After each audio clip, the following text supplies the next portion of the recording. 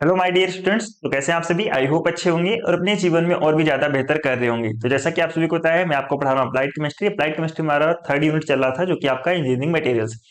इससे engineering materials में हमारे दो लेक्चर ऑलरेडी आ चुके हैं। अगर आपने उस लेक्चर को नहीं देखा है तो डिस्क्रिप्शन बॉक्स में लिंक दिया गया होगा, उस लिंक पे क्लिक करके आप जो है उस लेक्चर को देख सकते हैं। चलिए, तो आज के टॉपिक्स को स्टार्ट करते हैं।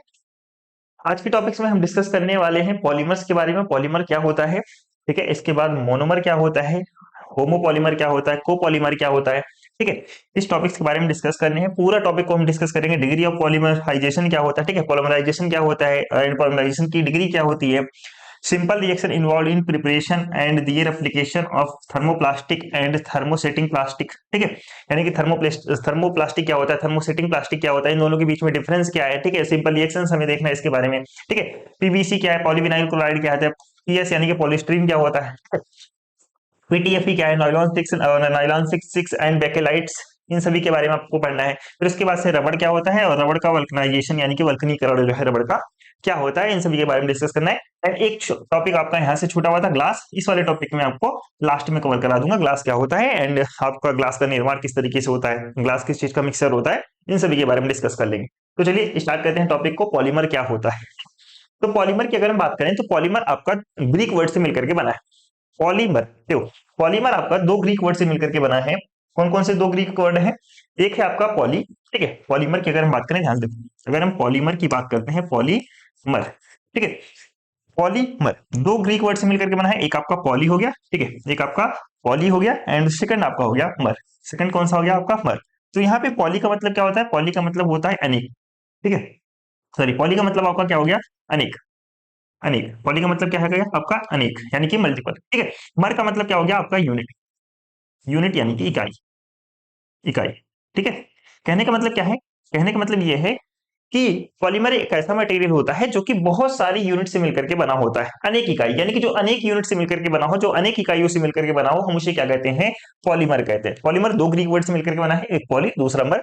पॉलीमर मतलब अनेक, यूनिट मतलब अकेला यानी कि इकाई, यानी कि जो अनेक यूनिट से मिलकर के बना हो, जो बहुत सारी यूनिट से मिलकर के बना हो, हम उसे क्या कहते हैं? पॉलीमर कहते हैं, यानी कि बहुलक कहते हैं। बहुलक, ठीक है। क्या कहते हैं उसे हम बहुलक कहते हैं।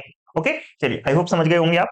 तो आ जाओ इस पेज पे। तो बहुलक जो होता है, पॉलीमर जो होता है, वो दो ग्रीक वर्ड से मिलकर के बना है। कौन कौन से? एक तो होता है पॉली यानी कि अनेक, एंड मर मतलब होता है इकाई यानी कि भाग, यानी कि ऐसा मटेरियल जो कि आपका जो है अनेक जो है, ऐसा जो है, ऐसा मटेरियल जो कि आपका अनेक इकाई से मिलकर के बना, उसे क्या कहेंगे?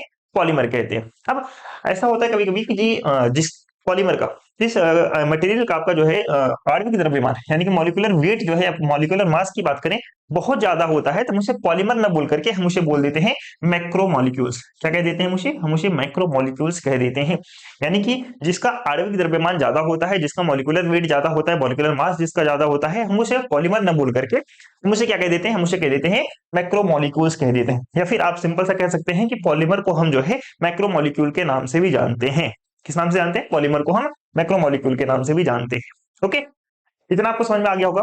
अब बात करते हैं ये जो पॉलीमर होता है, इसका यूज कहाँ पे करते हैं, पॉलीमर का उपयोग कहाँ पे करते हैं? तो पॉलीमर का उपयोग जो जितने भी प्लास्टिक की चीजें बनती है आपकी, ठीक है, जैसे कि आपका प्लास्टिक की बाल्टी हो गई, ठीक है, कप हो गया, खिलौने हो गए, पैकेजिंग बैग हो गया, सिंथेटिक कपड़े हो गए, ठीक है, ऑटोमोबाइल्स के टायर हो गए, गियर हो गए, और इलेक्ट्रिकल आपका इंसुलेटर मटेरियल हो गया, ठीक है, इलेक्ट्रिसिटी आपका इलेक्ट्रिकल इंसुलेटिंग मटेरियल आपके हो गए, मशीन्स के पार्ट्स हो गए, इन सभी के निर्माण में आपका जो है पॉलीमर का यूज होता है। इन सभी के निर्माण में जितनी भी चीजें आपकी बनती हैं, सारी की सारी जितने भी मैंने आपको नाम लिया है, इन सभी के चीजों में आपका पॉलीमर का यूज किया जाता है। ओके, तो क्या समझ में आया आपका? तो आपको सर पॉलीमर का जो यूज होता है वो हम करते हैं प्लास्टिक की बाल्टी, कप, खिलौना यानी कि टॉय, पैकेजिंग बैग, ठीक है, सिंथेटिक आपके क्लॉथ हो गए, ऑटोमोबाइल्स के टायर हो गए, गियर्स हो गए, विद्युत कुचालक सामग्री यानी कि इलेक्ट्रिकल इंसुलेटिंग मटेरियल, ठीक है, मशीन्स के पार्ट्स हो गए, ठीक है, इन सभी के निर्माण में हम किसका यूज करते हैं? तो आपको सर इन सभी के निर्माण में हम जो है का यूज करते हैं। किसका यूज करते हैं? पॉलीमर का यूज करते हैं। ये प्लास्टिक हो गया, फाइबर हो गया, पेंट हो गया, वार्निश हो गया, इत्यादि के रूप में उद्योगों की क्या होती है? रीढ़ होती है, यानी कि बैकबोन्स का काम करती है। ये जो होता है पेंट के रूप में, वार्निश के रूप में, प्लास्टिक हो गया, फाइबर हो गया, इन सभी के फॉर्म में इंडस्ट्री में बैकबोन का काम करती हैं आपके पॉलीमर। ओके, आई होप इतना आपको समझ में आ गया होगा।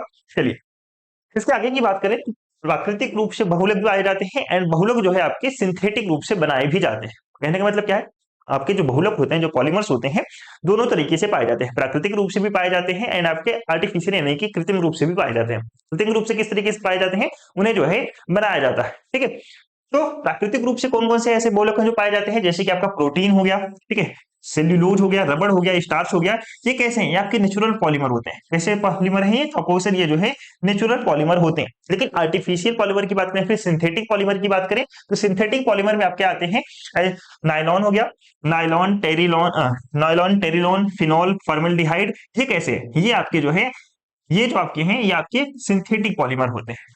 तो बहुलक प्राकृतिक रूप से भी पाए जाते हैं और इन्हें संश्लेषित संश्लेषित यानी कि सिंथेसिस भी किया जा सकता है, यानी कि कृत्रिम रूप से बनाया भी जाता है।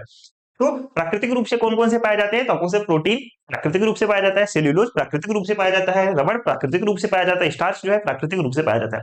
लेकिन जो सिंथेसिस करके बनाए जाते हैं वो कौन से होते हैं, तो आपको सर नायलॉन हो गया, फिनॉल हो गया, फिनॉल हो गया, टेरिलोन हो गया और फॉर्मल्डिहाइड हो गया। ये कैसे होते हैं, तो आपको सर इन्हें जो है सिंथेसिस किया जाता है, बनाया जाता है। ठीक है, अब देखो ये क्या है, यहाँ पे देखो कुछ इस तरीके से आपको दिखाया गया है, स्ट्रक्चर आपको दिखाई दिया है। ये क्या है, यही आपका पॉलीमर है। ये क्या है आपका पॉलीमर।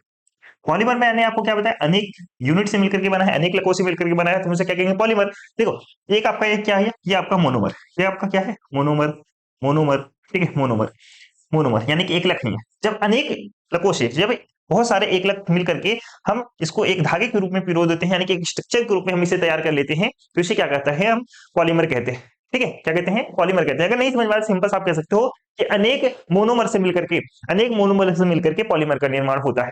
यानी कि कह सकते हो सर, देखो सिंपल सा, अगर कुछ नहीं समझ में आया ना, अगर कुछ भी नहीं समझ में आया तो इतना लिख देना कि मोनोमर, मोनोमर प्लस मोनोमर, ठीक है, monomer plus monomer is equal to polymer, polymer. ठीक है, क्या कहोगे, monomer plus monomer is equal to polymer, यानी कि बहुत सारे मोनोमर को मिला करके, एक दो या दो से अधिक मोनोमर को मिलाकर हम क्या बनाता है, आपका पॉलीमर आपका बनता है। ठीक है, तो यहाँ पे ये क्या है, ये आपका मोनोमर है, ये आपका क्या है, मोनोमर है, ये आपका क्या है, मोनोमर, ये आपका क्या है, मोनोमर, मोनोमर, मोनोमर, यानी कि बहुत सारे मोनोमर मिलकर क्या बनता है, आपका पॉलीमर बनता है। मोनोमर क्या होता है सर, मोनोमर, मोनोमर आप कर रहे हो सर, तो मोनोमर क्या होता है, तो मोनोमर का मतलब ये होता है कि एक ऐसा सरल अणु होता है जो कि आपका एक यूनिट से मिलकर के बना होता है। कैसा होता है, जो एक जैसे या भिन्न अणुओं के साथ मिलकर के क्या बना लेते हैं, फिर ये लंबी श्रृंखला का निर्माण कर लेते हैं, उसी को हम क्या कह देते हैं, पॉलीमर कह देते हैं। तो एकलक क्या है, एकलक एक सिंपल सा क्या है, आपका सरल यानी कि मॉलिक्यूल होता है, अणु होता है। क्या होता है, तो आपको सर सिंपल मॉलिक्यूल आपका होता है मोनोमर। मोनोमर एक सिंपल आपका क्या है, मॉलिक्यूल है। इसी मोनोमर का यूज करके, इसी बहुत सारे मोनोमर को यूज करके हम क्या बनाते हैं, आपका पॉलीमर बनाते हैं। तो यहाँ पे देखो ये क्या है, ये आपका मोनोमर है, एक मोनोमर, दूसरा मोनोमर, तीसरा मोनोमर, चौथा मोनोमर, पांचवा मोनोमर। ठीक है, इसी तरीके से देखो बहुत सारे मोनोमर हैं, और जब हम इसी मोनोमर को मेरे दोस्त एक धागे के रूप में पिरो देंगे, ठीक है, अगर एक धागे के रूप में इसे हम पिरो दें, तो ये आपका क्या कहलाएगा, ये आपका कहलाएगा पॉलीमर। अगर हम इसे धागे के रूप में बना दें, ठीक है, एक तरीके से इन्हें आपस में जोड़ दें, ठीक है, तो ये क्या कहलाएगा, मोनोमर कहलाएगा। जब अलग है, क्या क्या पॉलीमर कहलाएगा, जब तक ये अलग है तब तक आपका ये जो है मोनोमर कहलाएगा। तो मोनोमर क्या है, तो सर एक सिंपल मॉलिक्यूल होता है जो एक जैसे या भिन्न अणुओं के साथ मिलकर के लंबी श्रृंखला या फिर जालीनुमा संरचना बना लेते हैं, उसी को हम क्या कह देते हैं, पॉलीमर कह देते हैं। ठीक है, तो मोनोमर आपका क्या हो गया, सिंपल सा एक लाइन में एक सरल जो है मॉलिक्यूल होता है। ओके, फॉर एग्जांपल जैसे कि यहाँ पे एथीन, एथीन की अगर हम बात करें, ठीक है, एथीन की अगर हम बात करें, एथीन क्या है यहाँ पे, एथीन क्या है, एथीन आपका क्या है, एथीन देखो एक मोनोमर है। एथीन क्या है, तो आपको सर एथीन एक मोनोमर होता है, जो कि जो जुड़ करके क्या बना लेता है, पॉलीएथिलीन बना लेता है। जो आपस में जुड़ करके क्या बना लेते हैं, ये पॉलीएथिलीन बना देते हैं। ठीक है, उसी प्रकार से देखो ग्लूकोज क्या होता है, तो ग्लूकोज भी आपका एक मोनोमर होता है। और जब ग्लूकोज आपस में मिलकर के जुड़ते हैं, ये क्या बनाते हैं, तो आपको सर ये सेल्यूलोज बना लेते हैं या फिर स्टार्च बना लेते हैं। ठीक है, क्या बना लेते हैं, स्टार्च बना लेते हैं। तो ग्लूकोज क्या है, अगर आपसे पूछ लिया जाए ऑब्जेक्टिव टॉप में व्हाट इज ग्लूकोज, ग्लूकोज क्या है, तो आपको ग्लूकोज इज मोनोमर। अगर आपसे पूछ लिया जाए एथीन, व्हाट इज एथीन, तो आपको सर एथीन इज मोनोमर। अगर बहुत सारे एथीन मिलाकर के आपका क्या बनेगा, तो आपको सर पॉलीएथिलीन बनेगा, ये आपका पॉलीमर। बहुत सारे ग्लूकोज मिलकर क्या बनाएगा, स्टार्च बनाएगा या फिर सेल्यूलोज बनाएगा, ये क्या है आपका, ये आपका पॉलीमर हो जाएगा। ठीक है, तो एथीन और ग्लूकोज मोनोमर, और वहीं पे पॉलीएथिलीन और सेल्यूलोज आपका क्या हो जाएगा, तो आपको सर ये जो है आपका पॉलीमर हो जाएगा। क्लियर, चलिए इसके बाद नेक्स्ट टॉपिक आपका आता है पॉलीमराइजेशन क्या होता है। पॉलीमराइजेशन, पॉलीमराइजेशन सिंपल सा इस तरीके से समझो कि मोनोमर से पॉलीमर बनाने की प्रोसेस को हम क्या कहते हैं, पॉलीमराइजेशन कहते हैं। ठीक है, ये आपका क्या है, आपको सर ये हमारा मोनोमर है और मोनोमर से पॉलीमर आपका बन रहा है, तो इसका जो प्रोसेस हो रहा है इसमें जो प्रोसेस हुआ, ठीक है, प्रोसेस को हम क्या कहते हैं, आपको सर पॉलीमराइजेशन कहते हैं। यानी कि मोनोमर से पॉलीमर बनने का प्रोसेस ही आपका क्या कहलाता है, पॉलीमराइजेशन कहलाता है। इस तरीके से आप समझ सकते हो आसान सी लैंग्वेज में। तो पॉलीमराइजेशन क्या है, तो आपको सर एक केमिकल प्रोसेस होता है, एक केमिकल प्रोसेस होता है जिसमें छोटे छोटे अणु, जिसे हम क्या कहते हैं, मोनोमर कहते हैं। ये छोटे छोटे अणु जो होते हैं आपस में जुड़ करके एक बड़ा अणु बना लेते हैं, जिसे हम क्या कहते हैं, पॉलीमर कहते हैं। और इसी के प्रोसेस को हम क्या कहते हैं, इसी के केमिकल प्रोसेस को हम क्या कहते हैं, पॉलीमराइजेशन कहते हैं। ठीक है, इसी के केमिकल प्रोसेस को या फिर प्रोसेस को हम क्या कहते हैं, पॉलीमराइजेशन कहते हैं। तो व्हाट इज पॉलीमराइजेशन, तो आपको sir polymerisation is a chemical process. Polymerisation क्या होता है, तो आपको सर पॉलीमराइजेशन जो होता है एक केमिकल प्रोसेस होता है जो अनेक छोटे छोटे छोटे छोटे मॉलिक्यूल्स को मिला करके, अनेक छोटे छोटे मॉलिक्यूल को मिला करके एक बहुत बड़ा मॉलिक्यूल बना देता है, उसी को हम क्या कहते हैं, पॉलीमर कहते हैं। और ये होल प्रोसेस आपका क्या कहलाएगा, वो सर ये होल प्रोसेस आपका पॉलीमराइजेशन कहलाएगा। ओके, चलिए, आई होप आपको समझ में आ गया होगा ये।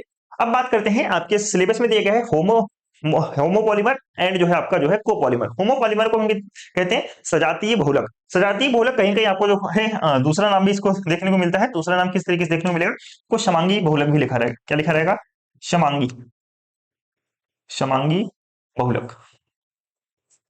समांगी बहुलक भी इसका दूसरा नाम होता है, तो आप इसे याद कर लेंगे हिंदी में। इंग्लिश में याद करेंगे तो ज्यादा अच्छा रहेगा, होमोपॉलीमर। होमोपॉलीमर का मतलब ये होता है कि ये ऐसा पॉलीमर होता है जो कि एक ही तरह के यानी कि सेम मोनोमर से मिलकर के बनते हैं, तो हम उसे क्या कहते हैं, हम उसे कहते हैं होमोपॉलीमर। यानी कि एक जैसे दिखाई देने वाले, एक जैसे संरचना वाले, एक जैसे प्रॉपर्टीज वाले मोनोमर मिलकर के, जब बहुत सारे मोनोमर मिलकर के एक पॉलीमर बनाता है, तो हम इसे क्या कहते हैं, होमोपॉलीमर कहते हैं। तो होमोपॉलीमर किसे कहेंगे, तो आपको उन पॉलीमर को कहेंगे जो केवल एक ही प्रकार के, जो केवल एक ही टाइप के मोनोमर से मिलकर के बने होंगे, हम उसे क्या कहेंगे, हम उसे कहेंगे होमोपॉलीमर। ठीक है, तो एक ही प्रकार के, एक ही टाइप के आपके जो है मोनोमर से मिलकर के बनेगा, हम उसे क्या कहेंगे, होमोपॉलीमर कहेंगे। जैसे कि आपका पॉलीथीन हो गया, पॉलीथीन किससे मिलकर के बना होता है, तो आपके एथीन से मिलकर के बना होता है। एथीन क्या है, तो आपको मोनोमर होता है। तो आपके जो पॉलीथीन होता है एक ही प्रकार के एथीन से मिलकर के बना होता है, इसलिए हम पॉलीथीन किसे क्या कैसे एग्जांपल हो जाएगा, तो आपको सर होमोपॉलीमर का एग्जांपल हो जाएगा। सेम इसी प्रकार से अगर हम बात करें पॉलीप्रोपिलीन की बात करें, पॉलीप्रोपिलीन आपका एक तरह का ऐसा पॉलीमर है, तो आपको सर होमोपॉलीमर होता है। यह केवल एक ही प्रकार के मोनोमर से मिलकर बना होता है, जो कि आपका होता है प्रोपिलीन। ठीक है, क्या होता है, प्रोपिलीन। स्ट्रक्चर देखो कुछ इस प्रकार का होगा। देखो ये क्या है आपका, होमोपॉलीमर। होमोपॉलीमर का मतलब क्या है, ये पॉलीमर सेम रहेगा, ये पॉलीमर भी सेम रहेगा, ये भी polymer same same same same same, यानी कि एक ही तरह का क्या रहेगा, एक ही तरह की पॉलीमर। यानी कि मान चलो ए, ठीक है, ये क्या है, एक पॉलीमर है, तो ए से जो भी आपका स्ट्रक्चर बनेगा वो कैसा कहलाएगा, होमोपॉलीमर कहलाएगा। अब जबकि कोपॉलीमर की बात करें, कोपॉलीमर को हम हिंदी में कहते हैं सहबहुलक। क्या कहते हैं, सहबहुलक। ठीक है, जिसे हम क्या कहते हैं, सहबहुलक, सहबहुलक, सहबहुलक।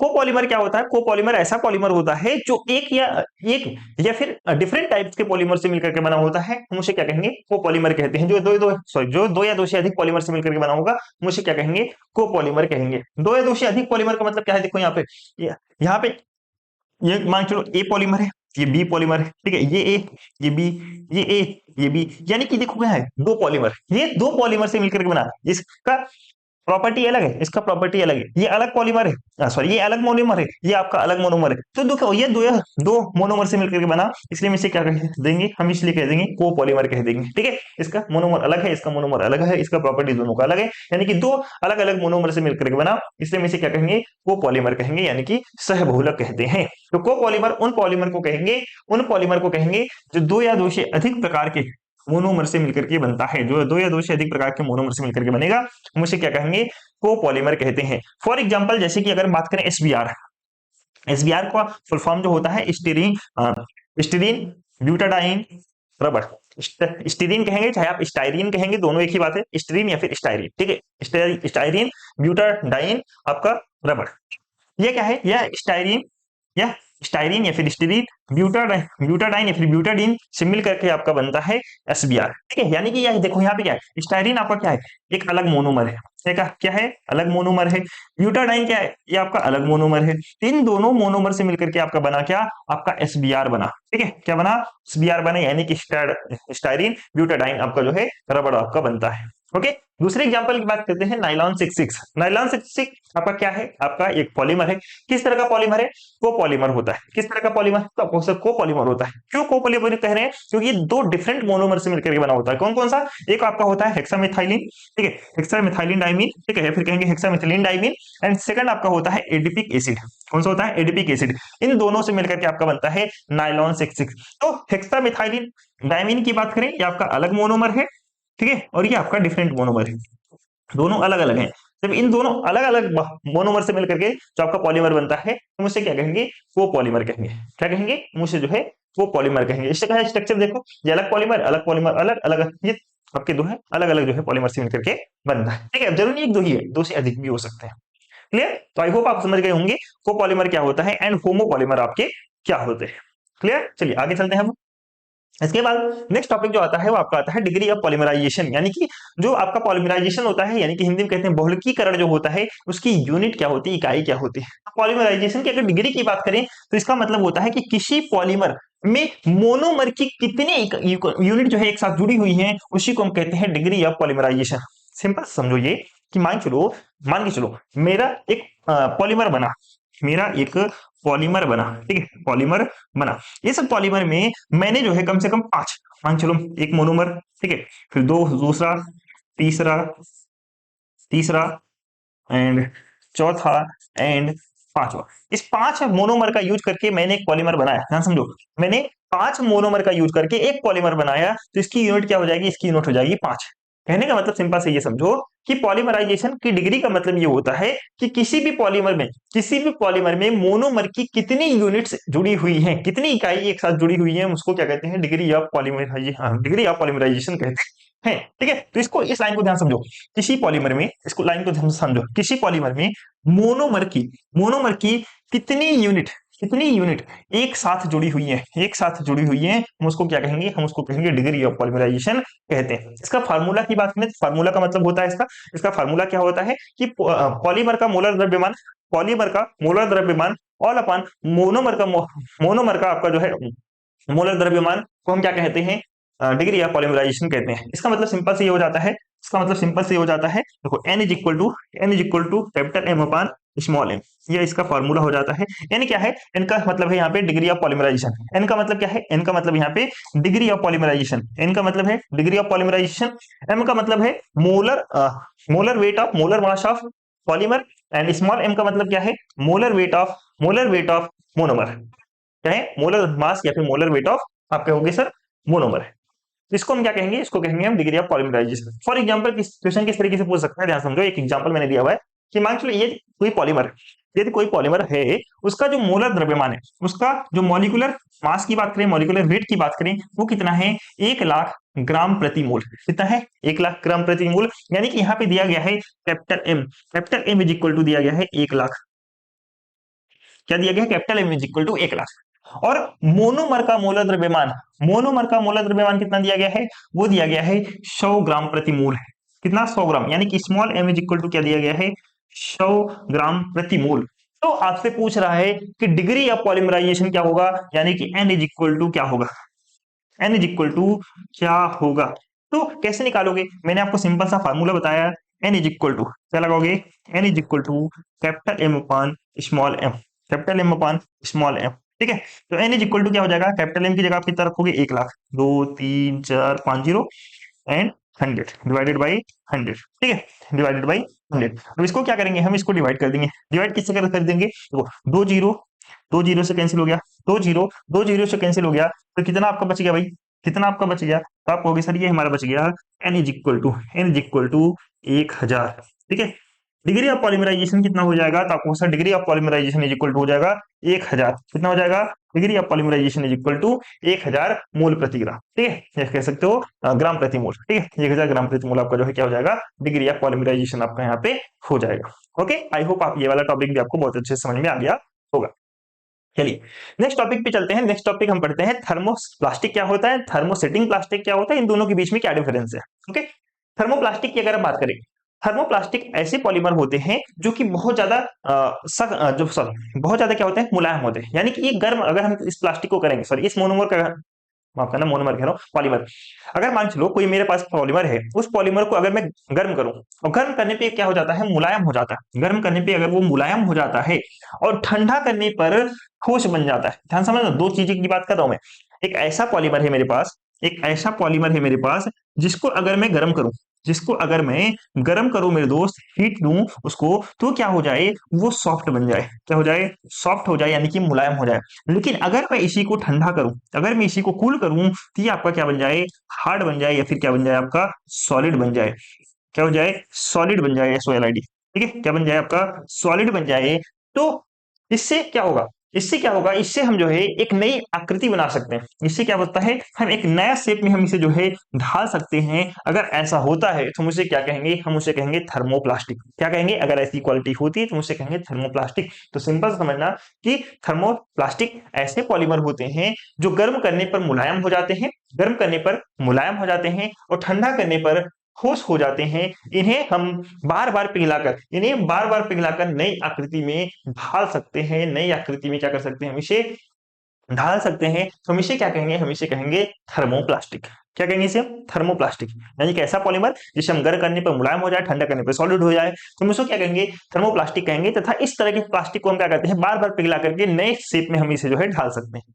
ओके, चलिए इसकी प्रॉपर्टी की अगर हम बात करें, प्रॉपर्टी क्या होता है, किस तरह के जो आपके पॉलीमर होते हैं, उनके जो मोनोमर आपस में जुड़े हुए होते हैं, वो बहुत ज्यादा कमजोर फोर्स के कारण जुड़े होते हैं, जिसे हम कहते हैं वंडरवल फोर्स। क्या कहते हैं, वंडरवल फोर्स से जुड़े हुए होते हैं। इस वजह से क्या होते हैं, कमजोर होते हैं। ठीक है, दूसरा, इन्हें आसानी से रिसाइकल किया जा सकता है। इन्हें आसानी से रिसाइकल किया जाता है। क्यों किया जा सकता है, क्योंकि ये गर्म करने पे मुलायम हो जा रहे हैं, ठंडा करने पे सॉफ्ट हो जा रहे हैं, तो इसलिए हम इसे जो है आसानी से रिसाइकल कर सकते हैं। तीसरा, नरम और लचीले होते हैं ये कैसे होते हैं, इनकी प्रॉपर्टी, थर्ड प्रॉपर्टी, ये कैसे होते हैं, आपके सॉफ्ट और फ्लेक्सिबल होते हैं। कैसे होते हैं, आपके सॉफ्ट और फ्लेक्सिबल होते हैं। यूजेज की बात करें, कहां पे इसका यूज किया जाता है, पाइप्स वगैरह हो गया, ट्यूब वगैरह हो गया, वहां पे हम इसका यूज करते हैं, PVC। ठीक है, दूसरा, इलेक्ट्रिकल इंसुलेशन जैसे मटेरियल में हम इसका यूज करते हैं। और तीसरा, अगर हम बात करें तो इसका पैकेजिंग मटेरियल में इसका जो है यूज किया जाता है। कहां पे, पैकेजिंग मटेरियल में इसका यूज किया जाता है। इसके एग्जाम्पल की बात करें, एग्जाम्पल कौन सा होता है, PVC polyvinyl chloride, PTFE polytetrafluoroethylene. ठीक है, और आपका थर्ड हो गया आपका पॉलीस्टाइरीन। ठीक है, क्या है आपका, पॉलीस्टाइरीन या फिर पॉलीस्टाइरीन। ठीक है, इन्हीं तीनों के बारे में आपको जो है सिलेबस में आपको दिया गया है पढ़ने के लिए। ओके, आई होप आप समझ गए होंगे। दोबारा से मैं आपको समझाता हूँ। थर्मोप्लास्टिक क्या होता है कि ऐसा पॉलीमर होता है जो गर्म करने पर मुलायम हो जाता है, ठंड करने पर सॉलिड हो जाता है, तथा इन्हें हम बार बार पिघला करके नई शेप दे सकते हैं। हम इसे क्या कहेंगे, हम इसे कहेंगे थर्मोप्लास्टिक। क्या कहेंगे, हम इसे थर्मोप्लास्टिक कहेंगे। ठीक है, इसके बारे में मैंने आपको बताया, इसकी प्रॉपर्टी क्या होता है, ये काफी ज्यादा सॉफ्ट होते हैं। ठीक है, काफी ज्यादा फ्लेक्सिबल होते हैं। इन्हें हम रिसाइकल कर सकते हैं, क्या कर सकते हैं, रिसाइकल कर सकते हैं। अब चूंकि हम इन्हें रिसाइकल कर सकते हैं, हम इन्हें गर्म करने पे ठोस तथा ठंडा करने पे सॉफ्ट हो जाते हैं, इसका मतलब ये है कि ये बहुत ज्यादा वीक फोर्सेस के कारण जुड़े हुए होते हैं।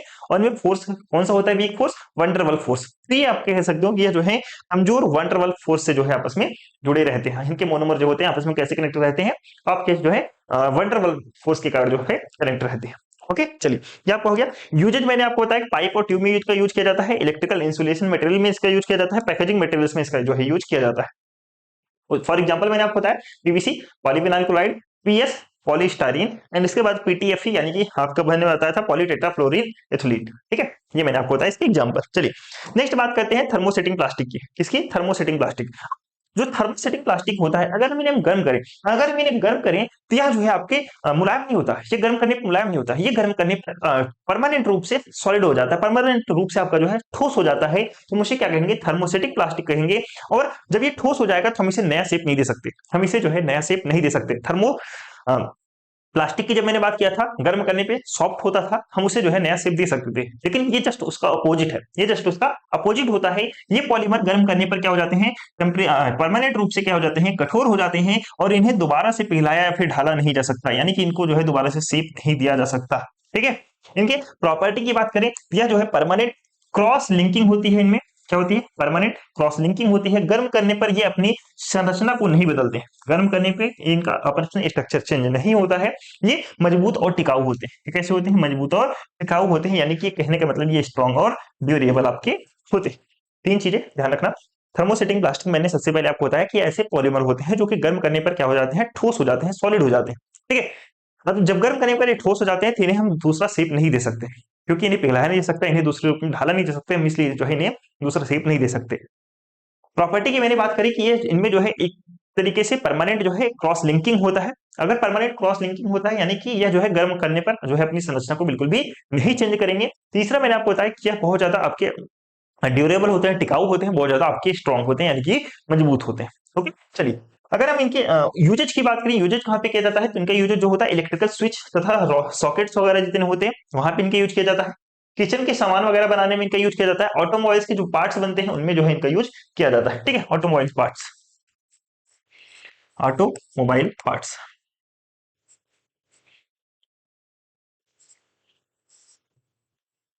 ऑटोमोबाइल पार्ट्स में जो है इनके यूज किया जाता है। इसका एग्जांपल क्या हो जाएगा, तो इसका एग्जांपल की बात करें तो बेकेलाइट हो गया इसका एग्जांपल, और दूसरा आपका इसका एग्जांपल हो जाता है मेलामाइन। क्या हो जाता है, मेलामाइन और बेकेलाइट जो है इसका एग्जांपल हो जाता है, और जो कि आपके सिलेबस में बेकेलाइट को आपको पढ़ना है यहाँ पे। ओके, चलिए अब इन दोनों के बीच के डिफरेंस को समझते हैं कि बीच में डिफरेंस क्या क्या है। सबसे पहले हमने बात किया गर्म करने पर प्रभाव।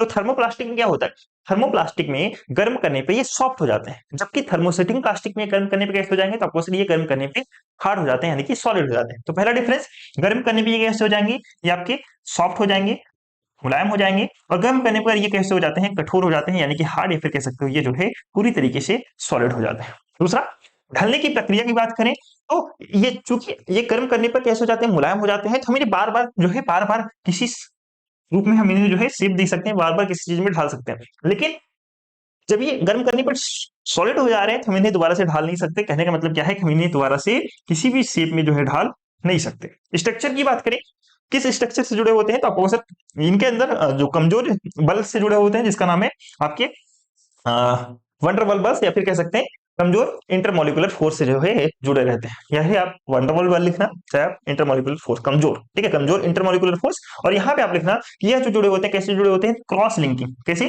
क्रॉस लिंकिंग से इनके जो है जुड़े होते हैं, जिस कारण से इनकी स्ट्रक्चर जो होती है काफी ज्यादा मजबूत होती है। फॉर एग्जाम्पल मैंने आपको थर्मोप्लास्टिक में क्या बताया था, पीवीसी, पीएस, पीटीएफई, ठीक है, पीवीसी, पीएस एंड पीटीएफई। अब जबकि थर्मोसेटिंग प्लास्टिक मैंने आपको क्या बताया, मैंने आपको बताया बेकेलाइट और मेलामाइन। क्या बताया, बेकेलाइट और मेलामाइन। यूजेज की बात करें मैंने आपसे, पाइप में यूज किया जाता है, पैकिंग में इनका यूज किया जाता है, नॉन स्टिक बर्तन में जो है इनका यूज किया जाता है।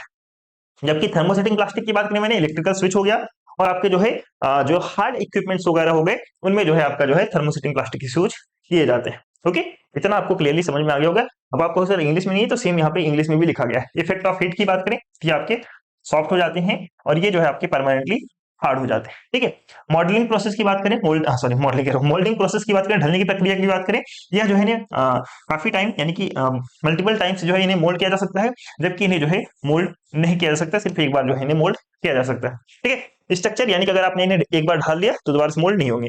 स्ट्रक्चर की बात करें तो इनमें वीक इंटरमोलिकुलर फोर्स होता है, इनमें जो है स्ट्रॉन्ग आपके जो है क्रॉस लिंकिंग जो है स्ट्रक्चर होता है। एग्जाम्पल पीवीसी, पीएस, पीटीएफई, आपका एग्जाम्पल बेकेलाइट और मेलामाइन। यूजेज की बात करें, पाइप्स में, पैकेजिंग में, नॉन स्टिक्स, कुकवेयर्स में। जबकि थर्मोसेटिक प्लास्टिक की बात करें, इलेक्ट्रिकल स्विचेज हो गया और ड्यूरेबल जितने भी टूल्स वगैरह हो गए, इक्विपमेंट्स वगैरह हो गए, वहां पे इनके यूजेज किए जाते हैं। आई होप यहाँ तक आपको सारा का सारा चीजें आपका जो है क्लियर हो गया होगा। चलिए अब हम बात कर लेते हैं पीवीसी के बारे में। ठीक है, थर्मोस प्लास्टिक का एग्जाम्पल था आपका पीवीसी। ठीक है, तो इसके बारे में पढ़ते हैं, पीवीसी होता क्या है। ठीक है, पीवीसी का फार्मूला क्या होता है इसके बारे में समझते हैं। सबसे पहले पीवीसी क्या है, तो कौन सा पीवीसी थर्मो प्लास्टिक पॉलीमर होता है। क्या होता है, पीवीसी थर्मो प्लास्टिक पॉलीमर होता है। किस मोनोमर से मिलकर के बना है, पॉलीमर है तो किसी ना किसी मोनोमर से मिलकर के बना होगा। तो इसका मोनोमर क्या होता है, तो आपको इसका जो मोनोमर होता है वो आपका होता है विनाइल क्लोराइड। इसका मोनोमर का नाम क्या है, इसके मोनोमर का नाम होता है विनाइल क्लोराइड। जो विनाइल क्लोराइड मोनोमर से मिलकर के बनता है। यह कैसा होता है, अब चूंकि ये थर्मोप्लास्टिक है, ठीक है, थर्मोप्लास्टिक है, ये लचीला भी होगा, कठोर भी होगा, और जो है ये वाटर प्रूफ भी होता है। कैसा होता है, कठोर, लचीला यानी कि सॉलिड होगा, फ्लेक्सिबल होगा, इसके साथ साथ आपका वाटर प्रूफ भी है जो है मटेरियल होता है। एप्लीकेशन की बात करें, इसका एप्लीकेशन क्या क्या है, जैसे कि पाइप्स वगैरह हो गए, ठीक है, बिजली के तार हो गए, कोई भी कंस्ट्रक्शन मटेरियल आपका हो गया, ठीक है, साइन बोर्ड्स हो गए, कपड़े हो गए, स्वास्थ्य देखभाल के बाद यहाँ पे लिखना सामग्री, यानी कि हेल्थ केयर मटेरियल। क्या हो गया आपका, health care material, HEALTH, health care material, health care material, health care material. ठीक है, पर्स हो गया, तार हो गया, वायर हो गया, या फिर रस्सी हो गया, रेनकोट हो गया, आपके टॉय खिलौने हो गए, पर्दे हो गए, इत्यादि जो है इसके जो है एप्लीकेशन होते हैं पीवीसी के। तो पीवीसी के बहुत सारे एप्लीकेशन होते हैं, सबसे ज्यादा आपके पीवीसी यूज होता है। पीवीसी पाइप्स, बिजली के तार, निर्माण, साइन बोर्ड, कपड़े, हेल्थ केयर प्रोडक्ट्स हो गए, फर्श हो गया, तार हो गया, रस्सी हो गया, ठीक है, रेनकोट हो गया, खिलौने हो गए, कोई से आपके जो है पर्दे हो गए, ये सारे किसके पीवीसी के एग्जाम्पल आपके होते हैं। ठीक है, किसके एग्जांपल है आपके पीवीसी के एग्जांपल होते हैं। ठीक है, अब बात करते हैं पॉलीविनाइल क्लोराइड। अच्छा, पॉलीविनाइल क्लोराइड, तो पॉलीविनाइल क्लोराइड इसका फार्मूला क्या होता है? अगर मैं आपसे इसका फार्मूला पूछे, इसका फार्मूला क्या होता है, जल्दी से बताओ। इसका फार्मूला अगर मैं आपसे पूछा जाए तो क्या बताओगे? जल्दी से बताओ। इसका फार्मूला होता है C2H3Cl। देखो इसका फार्मूला क्या होता है, C2H3Cl। एक सी, दो सी, तो क्या हो गया C2। फार्मूला लिख दूं पहले, फार्मूला इसका जो फार्मूला होता है, फार्मूला क्या होता है वो सर C2H3Cl। C2H3Cl, हाँ सॉरी Cl नहीं, Cl क्लोराइड, और ये हो गया आपका N। ठीक है, देखो C2, ठीक है, H2 और ये दो, ठीक है, H और H2 यानी कि H3 हो गया, यहाँ पे Cl क्लोरीन और आपका N। ठीक है, आपका विनाइल क्लोराइड मोनोमर से मिलकर क्या बन जाता है, सपोज ये जो आपका बन जाता है पॉलीविनाइल क्लोराइड। ठीक है, NCH Cl double bond CH2 से आपका ये आपका रिएक्शन हुआ, रिएक्शन होने के बाद से आपका बन गया CH single bond CH single bond Cl और आपका जो है CH2 और ये आपका N। ठीक है, क्या बन गया आपका पॉलीविनाइल क्लोराइड आपका जो है यहाँ पे बन जाता है। ओके, फिर इसी प्रकार से अब बात करते हैं पॉलीस्टीरीन की, बात कर लेते हैं। ठीक है, पॉलीस्टीरीन क्या है, तो आपको सर ये भी आपका थर्मोप्लास्टिक होता है, ये भी आपका थर्मोप्लास्टिक होता है। ठीक है, अगर ये थर्मोप्लास्टिक है तो इसका कोई ना कोई सा मोनोमर होगा, तो इसका मोनोमर क्या होता है, इसका मोनोमर होता है स्टीरीन। ठीक है, स्टीरीन या फिर स्टाइरीन बोलेंगे, दोनों कोई में से कोई सा एक बोल सकते हैं। ठीक है, जो मोनोमर इसका क्या है स्टाइरीन का, तो आपको सर स्टीरीन। ठीक है, स्टीरीन मोनोमर से मिलकर के बना होता है ये, और ये कैसा होता है, ये भी हल्का होता है और कठोर भी होता है, और इसके साथ साथ पारदर्शी होता है। कैसा होता है, हल्का, कठोर और पारदर्शी होता है, यानी कि ट्रांसपेरेंट होता है। ठीक है, एप्लीकेशंस की बात करें पॉलीस्टीरीन की, कहाँ पे इसका यूज होता है, तो जितने भी डिस्पोजेबल वाली आपके जो होते हैं, कप वगैरह हो गए, प्लेट्स वगैरह हो गए, थर्मोकोल पैकेजिंग वगैरह हो गई। ठीक है, कटलरी की अगर बात करें, खिलौना, पैकिंग बर्तन, ठीक है, पैकिंग हो गया, बर्तन हो गए, और होर्डिंग्स हो गए, भोजन पैकिंग हो गए, फोटो फ्रेम्स हो गए, इन सब में आपके जो है पॉलीस्टीरीन की यूज किया जाता है। इन सब में आपके जो है पॉलीस्टीरीन का यूज किया जाता है। अगर हम बात करें इसका केमिकल फार्मूला क्या होता है, तो आपको सर इसका केमिकल फार्मूला जो होता है वो होता है C8H8N। ठीक है, क्या होता है फार्मूला की, अगर हम बात करें का फार्मूला, इसके फार्मूला की बात करें तो आपको C8H8N। ठीक है, फार्मूला क्या होता है C8H8N। ठीक है, ये क्या है आपका स्टीरीन है, ये क्या है आपका, ये आपका स्टीरीन है, STYRENE, स्टीरीन या फिर स्टाइरीन आप कहेंगे, स्टाइरीन या फिर स्टीरीन, कोई सा भी आप कह दो, स्टाइरीन है। स्टाइरीन का जब आपका पॉलीमराइजेशन होता है तो आपका क्या बनाता है, आपका जो है एक तरीके से पॉलीस्टाइरीन बनाता है। क्या बनाता है, पॉलीस्टाइरीन आपका जो है बनता है, पॉलीस्टाइरीन आपका जो है बनता है, पॉलीस्टीरीन या फिर पॉलीस्टाइरीन। ठीक है, पॉलीस्टाइरीन। ठीक है, जब स्टीरीन का आपका पॉलीमराइजेशन हुआ तो क्या बनता है, आपका जो है पॉलीस्टीरीन आपका बनता है। ठीक है, इसका फार्मूला क्या होता है C8H8N। ठीक है, चलिए अब बात करते हैं आपका टेफ्लॉन। टेफ्लॉन यानी कि PTFE, ठीक है, पॉलीटेट्रा फ्लोरीन एथिलीन। पीटीएफई को क्या कहते हैं, पॉली, देखो P for poly, T for tetra, F for fluoro, और E for ethylene, poly tetra fluoro ethylene. तो इसे हम क्या किस नाम से जानते हैं, इसका एक दूसरा नाम होता है टेफ्लॉन। तो कभी कभी आपको पीटीएफ लिख करके टेफ्लॉन दे देगा, तब भी आप समझना कि आपका क्या है, पॉलीटेट्रा फ्लोरो एथिलीन ही है आपका। ठीक है, इसे इस नाम से जानते हैं। अगर हम बात करें इसमें कौन सा आपका मोनोमर होता है, तो इसमें मोनोमर होता है फ्लोरोकार्बन। ठीक है, इसमें होता है फ्लोरोकार्बन या फिर आप कहोगे सर फ्लोरीन। ठीक है, फ्लोरीन आपका जो है इसमें मोनोमर होता है, फ्लोरोकार्बन आपका जो है इसमें मोनोमर होता है। इसका हम बात करें अत्यधिक कहाँ पे यूज होता है, तो नॉन स्टिक्स और केमिकल्स से प्रति निष्क्रिय होता है। यह जो है अत्यधिक जो है नॉन स्टिक होता है, और जो है केमिकल रसायन से जो है कैसा होता है, उसके प्रति जो है निष्क्रिय होता है। यानी कि कैसा होता है, निष्क्रिय का मतलब ये होता है कि आपका जो है एक तरीके से उस पर रिएक्ट नहीं करता। तो thermoplastic, PS is thermoplastic which is made by polymerization of styrene monomer. ठीक है, इट सॉरी, इसका इंग्लिश जो है आपका गलत हो गया है। ठीक है, इसका इंग्लिश गलत हो गया, तो इसे आप सही कर लेंगे। ठीक है, इस वाले इंग्लिश को मैं हटा दे रहा हूँ। ठीक है, इस वाले इंग्लिश को हटा दे रहा हूँ क्योंकि पहले वाले का इंग्लिश लिख गया यहाँ पे। ठीक है, पहले वाले का इंग्लिश लिख गया, तो इसे आप सभी लोग सही करके लिख लेना। ठीक है, आप लिखेंगे PTFE generally known as Teflon. क्या लिखेंगे, PTFE generally known as Teflon, PTFE generally known as Teflon. ठीक है, it is based on it is thermoplastic based on fluorocarbon. ठीक है, it is a thermoplastic based on thermocarbon. ठीक है, क्या कहेंगे, it is a thermoplastic based on thermocarbon. या it is more non stick and react non reactive पर जो है रसायन, ठीक है, यानी कि केमिकल्स की प्रति जो है कैसा होता है, नॉन आपका जो है निष्क्रिय होता है, ठीक है। चलिए अब इसके एप्लीकेशंस की बात करते हैं। एप्लीकेशंस कौन कौन से होते हैं इसके, एप्लीकेशंस कौन कौन से होते हैं इसके बारे में अगर हम डिस्कस करें। एप्लीकेशंस किसका एप्लीकेशन, टेफ्लॉन यानी कि पीटीएफई के एप्लीकेशंस की बात करें तो इसका जो यूज होता है नॉन स्टिक्स वेयर में होता है। कहाँ पे, नॉन स्टिक्स जो भी बर्तन आपके होते हैं वहां पे आपका टेफ्लॉन का यूज किया जाता है। केमिकल्स इंडस्ट्री में जैसे कि पाइप हो गया, वॉल्व हो गया, ठीक है, इलेक्ट्रिकल इंसुलेशन हो गए, ठीक है, एंड जहां आपके वाटर प्रूफिंग कोटिंग जहां पे की जाती है वहां पे बियरिंग्स वगैरह में स्लाइडिंग पार्ट्स जो होते हैं वहां पे मेडिकल इक्विपमेंट में, इन सभी जगह पे आपके जो है पीटीएफई यानी कि टेफ्लॉन का यूज किया जाता है। किसका यूज किया जाता है, टेफ्लॉन का यूज यहाँ पे किया जाता है। ओके चलिए अगर हम बात करें इसके जनरल फार्मूला की क्या होता है, तो इसका जो जनरल फार्मूला होता है वो आपका होता है C2F4N। क्या होता है इसका जनरल फार्मूला, इसका जनरल फार्मूला की अगर हम बात करें, फार्मूला फॉर्मूला इसके जनरल फार्मूला की बात करें तो C2F4 क्या कहेंगे, इसका जनरल फार्मूला क्या होता है, C2F4N, ठीक है, C2F4N जो है इसका जनरल फार्मूला होता है। ये क्या है आपका, C2F4 क्या है, टेट्राफ्लोरीन, ठीक है, टेट्राफ्लोरोएथीन। मैंने आपको बोला था ना ये फ्लोरो आपके जो फ्लोरो मोनो का फ्लोरोमोनोमर से मिलकर के बना होता है, वो फ्लोरोमोनोमर कौन सा है आपका, टेट्राफ्लोरोएथिलीन, ठीक है, टेट्राफ्लोरोएथीन या फिर टेट्राफ्लोरोएथिलीन जो है मोनोमर है आपका। इसका जब पॉलीमराइजेशन होता है तो आपका क्या बनाता है, ये आपका बनाता है पॉली, ये आपका बनाता है पॉली टेट्रा टेट्रा फ्लोरो फ्लोरो एथिलीन या फिर एथीन, ठीक है, एथिलीन बोलेंगे चाहे आप एथिलीन बोलेंगे, कोई सा बोल लीजिए, एथीन या फिर एथिलीन, ठीक है।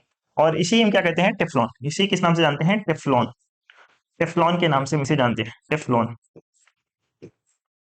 टेफ्लॉन, ठीक है, किस नाम से जानते हैं हम इसे, टेफ्लॉन के नाम से हम इसे जो है पीटीएफई को जानते हैं। ओके चलिए इसके बाद हम नेक्स्ट बात करते हैं, नेक्स्ट आपका नाइलॉन 6। नाइलॉन 6 की अगर हम बात करें, नाइलॉन 6 कैसा आपका पॉलीमर होता है, जो आपका सिंथेटिक पॉलीमर होता है। सिंथेटिक पॉलीमर का मतलब ये क्या होता है, ये आपका जो है बनाया जाता है, ठीक है। तो कैसा पॉलीमर है, तो आपको यह जो है एक सिंथेटिक पॉलीमर होता है, जो कि ये जो है सिंथेटिक किया जाता है, सिंथेसिस किया जाता है, यानी कि कृत्रिम रूप से बनाया जाता है, ठीक है। किससे मिलकर के बना होता है, तो किस पॉलीमर से मिलकर किस मोनोमर से मिलकर के बना होता है, तो इसका जो मोनोमर होता है वो होता है कैप्रोलैक्टम। क्या होता है, कैप्रोलैक्टम इसका मोनोमर होता है, कैप्रोलैक्टम मोनोमर से मिलकर के बना होता है। और ये जो कैप्रोलैक्टम होता है या रिंग ओपनिंग होता है, रिंग ओपनिंग पॉलीमराइजेशन से बनता है, यानी कि ये जो कैप्रोलैक्टम होंगे कुछ इस प्रकार से रिंग फॉर्म में होंगे। किस प्रकार से होंगे आपके जो है, कुछ इस प्रकार से, एक तरीके से देखा जाए अ, कुछ एक तरीके से, कुछ इस तरीके से रिंग फॉर्म में, या फिर आपको जो है कुछ इस प्रकार से जो है आपको दिखते हैं, ठीक है, कुछ इस प्रकार से आपके जो है रिंग फॉर्म में आपको जो है ये आपके कैप्रोलैक्टम होते हैं। यह मजबूत और लचीला होता है, कैसा होता है, यह जो है काफी ज्यादा मजबूत और फ्लेक्सिबल आपका होता है, स्ट्रॉन्ग और फ्लेक्सिबल फ्लेक्सिबल होता है। इसके एप्लीकेशंस की बात करते हैं, एप्लीकेशन इसका क्या होता है, तो इसका जो एप्लीकेशन होता है जैसे कि कपड़े बनाने में, ठीक है, जूते के सोल्स बनाने में, मछली की जाल बनाने में, सिंथेटिक जो रेशम होते हैं उस रेशम को बनाने में, रेशम यानी कि सिल्क बनाने में, ठीक है, रस्सियां बनाने में, रोप्स वगैरह हो गए, पैकेजिंग के सामान बनाने में, कार की जो सीट होती है उसको बनाने में, कंबल बनाने में, बैग बनाने में, मेडिकल पार्ट्स वगैरह जो होते हैं, ठीक है, मेडिकल के पार्ट्स वगैरह जितने भी हो गए उन सबके बनाने में आपके नायलॉन 6 का यूज किया जाता है, ठीक है। नायलॉन किसका यूज किया जाता है, उसका नायलॉन 6 का यूज किया जाता है, ठीक है। इसके जनरल फार्मूला की बात करें, फार्मूला क्या होता है नायलॉन 6 का, फार्मूला फॉर्मूला, फार्मूला क्या होता है, तो आपको सर इसका जो फार्मूला होता है वो आपका होता है इसका जो फार्मूला होता है C11, ठीक है, क्या होता है इसका जो जनरल फार्मूला होता है, तो आपको सर इसका जो जनरल फार्मूला होता है H6, सॉरी माफ करना, H6C11, ठीक है, C11 NO NO ठीक है, क्या होता है NO मतलब यहाँ पे क्या है, नाइट्रोजन है। मैंने आपसे बोला था ये जो आपका बनता है किससे बनता है, तो आपको सर ये आपका कैप्रोलैक्टम, कैप्रोलैक्टम से बनता है। किससे बनता है, कैप्रोलैक्टम, कैप्रोलैक्टम क्या है, मोनोमर है, ठीक है, कैप्रोलैक्टम मोनोमर होता है। जब इसका सिंथेस जब इसका पॉलीमराइजेशन किया जाता है, उस पॉलीमराइजेशन के दौरान क्या डालते हैं हम इसमें जो है उत्प्रेरक के रूप में H2O डालते हैं, ठीक है, यानी कि पानी का यूज करते हैं कैटलिस्ट के फॉर्म, कैटलिस्ट के रूप में, ठीक है, कैटेलिस्ट उत्प्रेरक के रूप में, कैटलिस्ट यानी उत्प्रेरक, उत्प्रेरक के रूप में हम इसमें क्या यूज करते हैं, उत्प्रेरक के रूप में हम NH2O यानी कि H2O का यूज करते हैं, पानी का यूज करते हैं। फिर उसके बाद से आपका पॉलीमराइजेशन होने के बाद क्या बनाता है, नायलॉन 6 बनाता है। क्या बनता है आपका, नायलॉन 6 आपका यहाँ पे बनता है। क्या बनता है आपका, नायलॉन 6 जो है आपका यहाँ पे बनता है, ठीक है। तो इसका फार्मूला आपका ना यहाँ पे थोड़ा सा गलत कर लिख दिया, उल्टा लिख दिया मैंने, C6H11 होता है, ठीक है, उल्टा लिख दिया मैंने यहाँ पे C6H11, C6H11, ठीक है, C6H11 उल्टा लिख दिया था मैं, C6H11, C यानी कि कार्बन और H आपका हाइड्रोजन, N आपका नाइट्रोजन, O आपका ऑक्सीजन, ठीक है, C6H11NO और उसके बाद से आपका N, ठीक है, ये आपका क्या हो गया, नायलॉन हो गया, ठीक है। इसके बाद अगर हम बात करें नेक्स्ट आपका आता है नायलॉन 6, नायलॉन 6 और 6, यानी कि नायलॉन 6 का जस्ट डबल। ठीक है, तो नायलॉन 6 की बात करें तो यह दो मोनोमर्स, ठीक है, यह दोनों मोनोमर्स से मिलकर के बना होता है, यानी कि यह जो होता है एक तरह का कोपॉलीमर होता है। यह जो आपका नायलॉन 6 होता है वो आपका एक तरह का क्या है, ये आपका कोपॉलीमर होता है। अभी तक जितने भी मैंने आपको बताए एग्जांपल, वो सारे आपके कैसे पॉलीमर थे, होमोपॉलीमर थे। लेकिन नायलॉन 6 की बात करें, ये आपका कोपॉलीमर होता है। कोपॉलीमर मैंने आपको बताया था, जो दो अलग अलग मोनोमर का यूज करके बने उसे क्या कहेंगे, कोपॉलीमर कहते हैं। तो इसमें ये जो नायलॉन 6 बनता है, दो अलग अलग मोनोमर का यूज किया जाता है। दो अलग मोनोमर कौन से होते हैं, एक मोनोमर आपका होता है हेक्सामिथाइलिन डाइएमीन। कौन सा होता है, एक होता है हेक्सामिथाइलिन डाइएमीन और दूसरा आपका होता है एडिपिक एसिड। दूसरा कौन सा होता है मोनोमर, दूसरा मोनोमर आपका होता है एडिपिक एसिड। इन दो मोनोमर का यूज करके, ये भी आपका मोनोमर है, मोनोमर है, ये अलग मोनोमर है, और ये आपका जो है अलग मोनोमर है। ठीक है, मोनोमर। इन दो अलग मोनोमर का यूज करके आपका क्या बनता है, इन दो अलग मोनोमर का यूज करके पॉलीमराइजेशन होने के बाद आपका जो नया पॉलीमर बनता है उसको हम कहते हैं नायलॉन 6। ठीक है, के बीच कंडेंसेशन से आपका जो है कंडेंसेशन यानी कि एक संघनन के द्वारा जो है आपका नायलॉन 6 बनता है।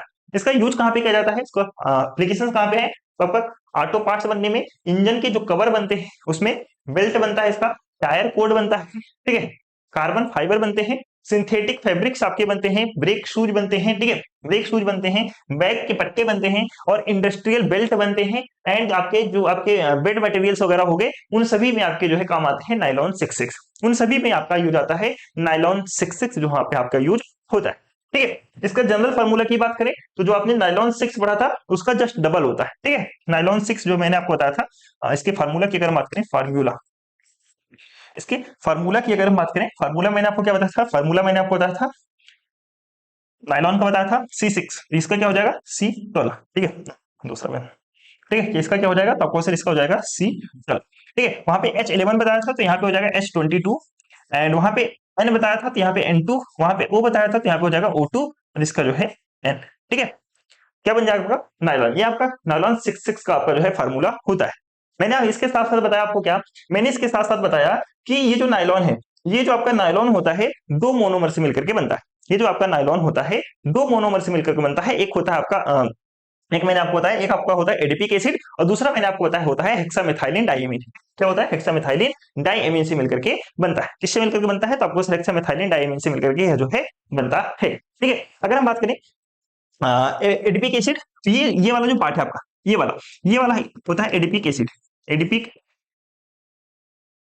Adipic acid. ठीक है, adipic acid, adipic acid, adipic acid यानी कि NCOOH। ठीक है, CH2 पर टेकन 4 एंड COOH। ठीक है, फिर इसके बाद से ये क्या है आपका मिथाइलिन डाइएमीन। ठीक है, क्या है आपका methylene, methylene, methylene diamine, methylene diamine. ये क्या आपका होता है, ये आपका होता है मिथाइलिन डाइएमीन जो है आपका यहाँ पे ये होता है। क्या होता है, तो आपको सर ये जो है आपका मिथाइलिन डाइएमीन जो है आपका ये होता है। इस चीज को आपको जो है यहाँ पे याद रखना है। ठीक है, मिथाइलिन डाइएमीन। ठीक है, तो इसका फार्मूला की बात करें, देखो इसका फार्मूला NH2, देखो इस तरीके से देखो NH2 NH2 NH2 NH2 और CH2। यहाँ पे थोड़ा सा मिस्टेक है, CH2 का टेकन 6 होना चाहिए। ठीक है, CH2 का टेकन 6 यहाँ पे होता है, यहाँ पे लिख भी लेना CH2 का टेकन 6। ठीक है, CH2 का टेकन 6, NH2N CH2 का टेकन 6, और ये आपका जो है NH2, ये आपका क्या है मिथाइलिन डाइएमीन। इसको हम क्या करते हैं, गर्म करते हैं, हाई प्रेशर पे गर्म करते हैं। गर्म करने के बाद आपका जो क्या बनता है, तो आपको होगा सर गर्म करने के बाद आपका बनता है यहाँ पे नायलॉन 6। क्या बनता है आपका, गर्म करने के बाद से आपका बनता है पॉलीमराइजेशन के बाद से आपका बन जाएगा नायलॉन 6, नायलॉन, नायलॉन 6, नायलॉन 6 क्या बन जाता है आपका नायलॉन 6 आपका यहाँ पे जो है ये जो है आपका पूरी तरीके से बन जाता है। ओके, आई होप यहाँ तक आपको जो है पूरी तरीके से क्लियर हो गया होगा। नेक्स्ट आपका जो आता है बेकेलाइट। बेकेलाइट की बात करें तो बेकेलाइट पहला थर्मोसेटिंग प्लास्टिक है जो कि आपका बनता है, इससे बनता है, ये आपका बनता है फिनॉल, ये आपका बनता है फिनॉल और फॉर्मल्डिहाइड। किससे बनता है, फिनॉल और फॉर्मल्डिहाइड की प्रोसेस से यानी कि रिएक्शन से आपका बनता है बेकेलाइट। ध्यान समझना, बेकेलाइट की अगर हम बात करें तो बेकेलाइट भी आपका थर्मोसेटिंग पॉलीमर होता है। कैसा पॉलीमर होता है, थर्मोसेटिंग पॉलीमर होता है, जो कि आपका जो है फिनॉल और फॉर्मल्डिहाइड के रिएक्शन से बनता है। यानी कि यहाँ भी आपका दो पॉलीमर यूज हुआ, कौन सा, एक फिनॉल आपका जो है, दूसरा फॉर्मल्डिहाइड। एक फिनॉल दूसरा फॉर्मल्डिहाइड, तो कैसा पॉलीमर होगा, तो आपको सर एक तरीके का को पॉलीमर होगा। कैसा पॉलीमर होगा, वो पॉलीमर आपका जो है हो जाता है बेकेलाइट। आपका थर्मोसेटिंग प्लास्टिक है, थर्मोसेटिंग पॉलीमर है। कैसा, थर्मोसेटिंग पॉलीमर या फिर थर्मोसेटिंग प्लास्टिक पॉलीमर कह सकते हो। ठीक है, यह दो आपके दो चीजों से बना, दो मोनोमर से बना, first is phenol and second is आपका फॉर्मल्डिहाइड। इन दोनों के रिएक्शन से आपका क्या बनता है, इन दोनों के रिएक्शन से, इन दोनों के क्रॉस लिंकिंग से आपका जो है बनता है आपका बेकेलाइट। ठीक है, क्या बनता है आपका बेकेलाइट आपका जो है बनता है। ठीक है, यहाँ पे देखो ये आपका क्या है, ये आपका फिनॉल है, ये आपका क्या है, ये आपका फिनॉल, ये आपका क्या है आपका फिनॉल। और यहाँ पे ये देखोगे, ठीक है, यहाँ पे आपका जो है उत्प्रेरक, उत्प्रेरक कैटलिस्ट के रूप में आपका H2O का यूज हुआ। ठीक है, उत्प्रेरक के रूप में आपका कैटलिस्ट का यूज हुआ। ये जो है आपका Na, ठीक है, ये आपका जो है NaCH। ठीक है, अगर नहीं दिख रहा हो तो आप इस तरीके से लिख लेना NHCHO।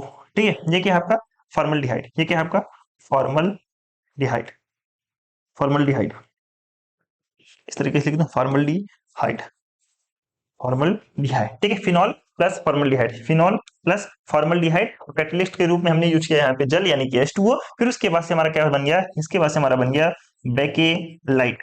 क्या बन गया, बेकेलाइट।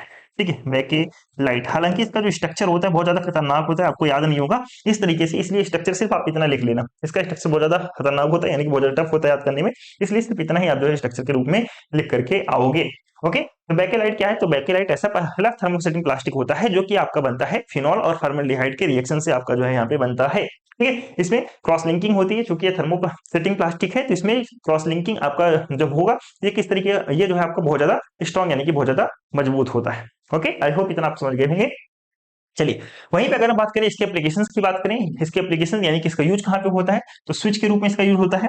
स्विच हो गया, सॉकेट हो गया, कहाँ कहाँ पे स्विच हो गया, सॉकेट हो गया, हैंडल्स हो गए, रेडियो की बॉडी हो गई, ऑटो पार्ट्स हो गए, गहने हो गए, लैब की इक्विपमेंट्स जितने हो गए, ठीक है, स्टर्लिंग्स हो गए, गोद हो गए, इंसुलेटर हो गया, इन सभी पे आपके क्या यूज होते हैं, इन सभी में आपके जो है बेकेलाइट का यूज होता है। ठीक है, इन सभी में बेकेलाइट का यूज किया जाता है। आई होप बेकेलाइट भी आपको पूरी तरीके से अच्छे तरीके से आपको यहाँ पे समझ में आ गया होगा। ठीक है, चलिए अब हम बात करते हैं, नेक्स्ट आपका आ जाता है रबड़ और वल्कनाइजेशन ऑफ रबड़। ठीक है, तो रबड़ क्या होता है, देखो रबड़ आप कहोगे सर रबड़ कैसा होता है, आप रबड़ को जो खींचते हो खींच जाता है, रबड़ को आप मोड़ते हो मुड़ जाता है, तो रबड़ कैसा होता है, तो आपको सर रबड़ एक तरीके से लचीला होता है, फ्लेक्सिबल होता है।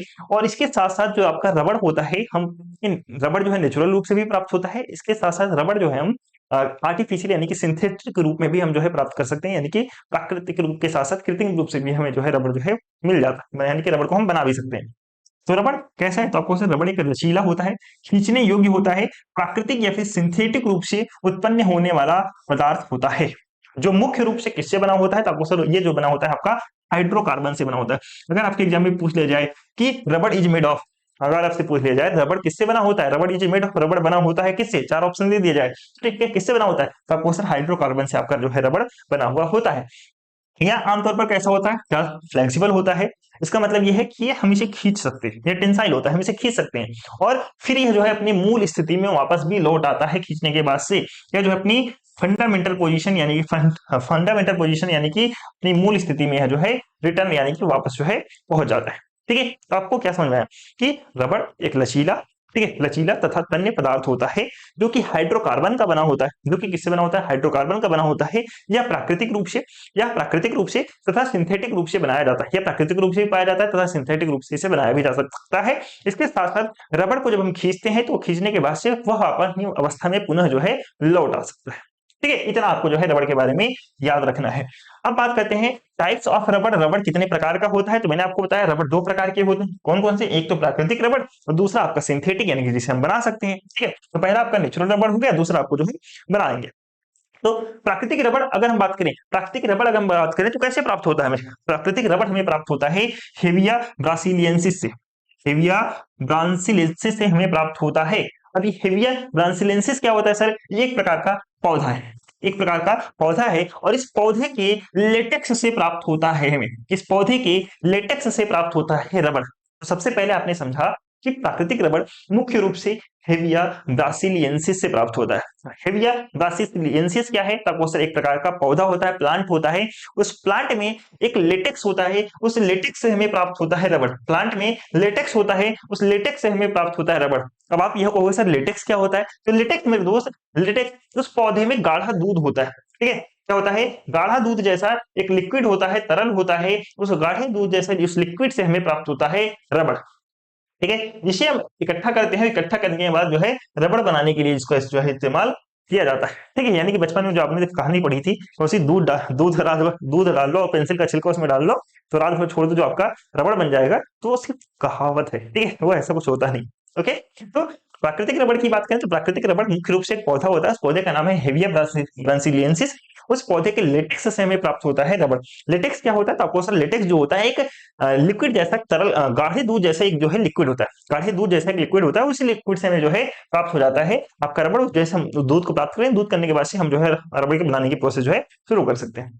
ठीक है, तो प्राकृतिक रबड़ को आइसोप्रीन, ठीक है, क्या कह सकते हो, आइसोप्रीन कह दो, इजोप्रीन की जगह आप कह सकते हो आइसोप्रीन। ठीक है, आइसोप्रीन, आइसोप्रीन, ठीक है, आइसोप्रीन के रूप में भी जाना जाता है। इस प्राकृतिक रबड़ की बात करें, नेचुरल रबड़ की बात करें तो आइसोप्रीन के रूप में भी हम जानते हैं। और यह जो रबड़ होता है सबसे पुराना और पारंपरिक रूप है। इस रबड़ प्राप्त करने का यह जो है सबसे पुराना और पारंपरिक रूप होता है आपका जो है हेविया ब्रासिलियंसिस का पौधा। उस पौधे के दूध जो होता है यानी कि उसका जो लेटेक्स होता है उससे हम प्राप्त कर लेते हैं रबड़। ओके, चलिए अब बात करें तो इसकी प्रॉपर्टीज क्या होती है, इस प्राकृतिक रबड़ की क्या क्या क्वालिटी होती है। प्रॉपर्टी क्या होता है, यह लचीला होता है, यह उच्च तनाव सहनशीलता होती है इसमें, यानी कि हाई स्ट्रेस क्या कर सकता है, टॉलरेंट कर सकता है, यानी कि यह हाई स्ट्रेस टॉलरेंट यानी कि अधिक उच्च तनाव सहनशील कर सकता है। ठीक है, अच्छा तन्यता बल होता है इसमें, यानी कि गुड टेंसाइल स्ट्रेंथ होता है, गुड टेंसाइल स्ट्रेंथ होता है इसके अंदर। यह इसमें खामियां क्या है, तो यह जो है हीट हो गया जैसे कि गर्मी हो गई, ऑक्सीजन हो गया और ओजोन हो गया, इन सभी से बहुत ही जल्दी अफेक्ट हो जाता है। यह प्राकृतिक रबड़ जो होता है, प्राकृतिक रबड़ जो होता है, हीट हो गया, गर्मी हो गई, ठीक है, गर्मी में क्या होता है पिघलने लग जाएगा। ठीक है, और ऑक्सीजन और ओजोन की बात करें इन सबसे बहुत जल्दी क्या हो जाता है, बहुत जल्दी प्रभावित हो जाता है। ऑक्सीजन ओजोन से कैसा हो जाता है, बहुत ज्यादा इफेक्टेड हो जाता है यह वाला रबड़। ठीक है, अब दूसरे रबड़ की बात कर लेते हैं जो कि आपका जो है सिंथेटिक रबड़। सिंथेटिक यानी कि कृत्रिम रूप से बनाया जाने वाला रबड़। तो ये जो आपका सिंथेटिक रबड़ होता है हम इसे केमिकल प्रोसेस के थ्रू प्राप्त करते हैं। कैसे प्राप्त करते हैं, हम इसे जो है केमिकल प्रोसेस के थ्रू जो है हम इसका निर्माण करते हैं, बनाते हैं। और जो प्राकृतिक रबड़ की गुणों का अनुकरण करता है, यानी कि जो भी आपके प्राकृतिक रबड़ के जितनी भी प्रॉपर्टीज होती हैं वो सभी प्रॉपर्टीज आपको सिंथेटिक रबड़ में भी मिलेंगे। वो सारे के सारे आपको प्रॉपर्टी जो है किसमें मिलेंगे, सिंथेटिक रबड़ में भी मिलेंगे। तो इस रूप में इस अगर हम बात करें यह मुख्य रूप से आपका जो है ब्यूटाडाइन, ब्यूटाडाइन, स्टाइरीन और उसके साथ साथ ब्यूटाइल, ठीक है, ब्यूटाइल जैसे केमिकल से बनता है। कौन कौन से मैंने आपको बोला था, यह केमिकल प्रोसेस के थ्रू बनता है, या केमिकल प्रोसेस के थ्रू बनता है। कौन कौन से केमिकल का यूज होता है यहाँ पे, first one is butadiene, second one is styrene और थर्ड वन इज आपका जो है ब्यूटाडाइल। ठीक है, इन सभी आपके केमिकल का यूज करके बनाया जाता है सिंथेटिक रबड़। ध्यान रखना, याद रखना, ब्यूटाडाइन, स्टाइरीन और उसके साथ साथ आपका ब्यूटाइल। ठीक है, ब्यूटाडाइन, स्टाइरीन, ब्यूटाइल। ठीक है, ब्यूटाडाइन, स्टाइरीन और ब्यूटाइल, ब्यूटाडाइन, स्टाइरीन और ब्यूटाइल से आपका प्राप्त होता है, यानी कि केमिकल का यूज करके बनाया जाता है आपका सिंथेटिक रबड़। प्रॉपर्टी की बात करें, यह प्राकृतिक रबड़ से जो है अधिक स्टेबल होता है। और केमिकल यानी कि रसायन हो गया, ऑयल्स तेल हो गया, हीट गर्मी हो गया, ठंड हो गया, इन सब के प्रति क्या होता है, प्रतिरोधी होता है। इन सब के प्रति क्या होता है, इसका रेजिस्टेंस होता है। यानी कि जो प्राकृतिक रबड़ के अंदर जो कमियां थी ना, उस कमियों से भी ज्यादा आपका जो है अच्छा, उन कमियों से उभर कर निकला आपका जो है सिंथेटिक रबड़। आपके नेचुरल रबड़ से भी ज्यादा अच्छा आपका जो है सिंथेटिक रबड़ आपका होता है। ओके, चलिए अब हम बात करते हैं वल्कनाइजेशन ऑफ रबड़। ठीक है, रबड़ का वल्कनीकरण। रबड़ का वल्कनीकरण का मतलब सिंपल से ये हो जाता है कि एक विशेष रासायनिक प्रक्रिया द्वारा हम क्या करते हैं, उस रबड़ को सख्त और मजबूत बनाते हैं। ठीक है, रबड़ को क्या करते हैं, सख्त और मजबूत बनाते हैं। तो इसका मतलब क्या है, वल्कनाइजेशन ऑफ रबड़ का मतलब क्या है कि आप कहोगे सर वल्कनाइजेशन ऑफ रबड़ जो होता है, यानी कि रबड़ का जो वल्कनीकरण होता है एक ऐसा प्रोसेस होता है, क्या है, एक प्रोसेस होता है जिसमें रबड़ को हम सख्त और मजबूत बनाते हैं। ठीक है, या फिर कह सकते हो रबड़ को सख्त और मजबूत बनाने की प्रोसेस ही आपका वल्कनाइजेशन ऑफ रबड़ कहलाता है। ठीक है, क्या कहलाता है, तो आप कहोगे sir vulcanisation is the process of making rubber harder and stronger.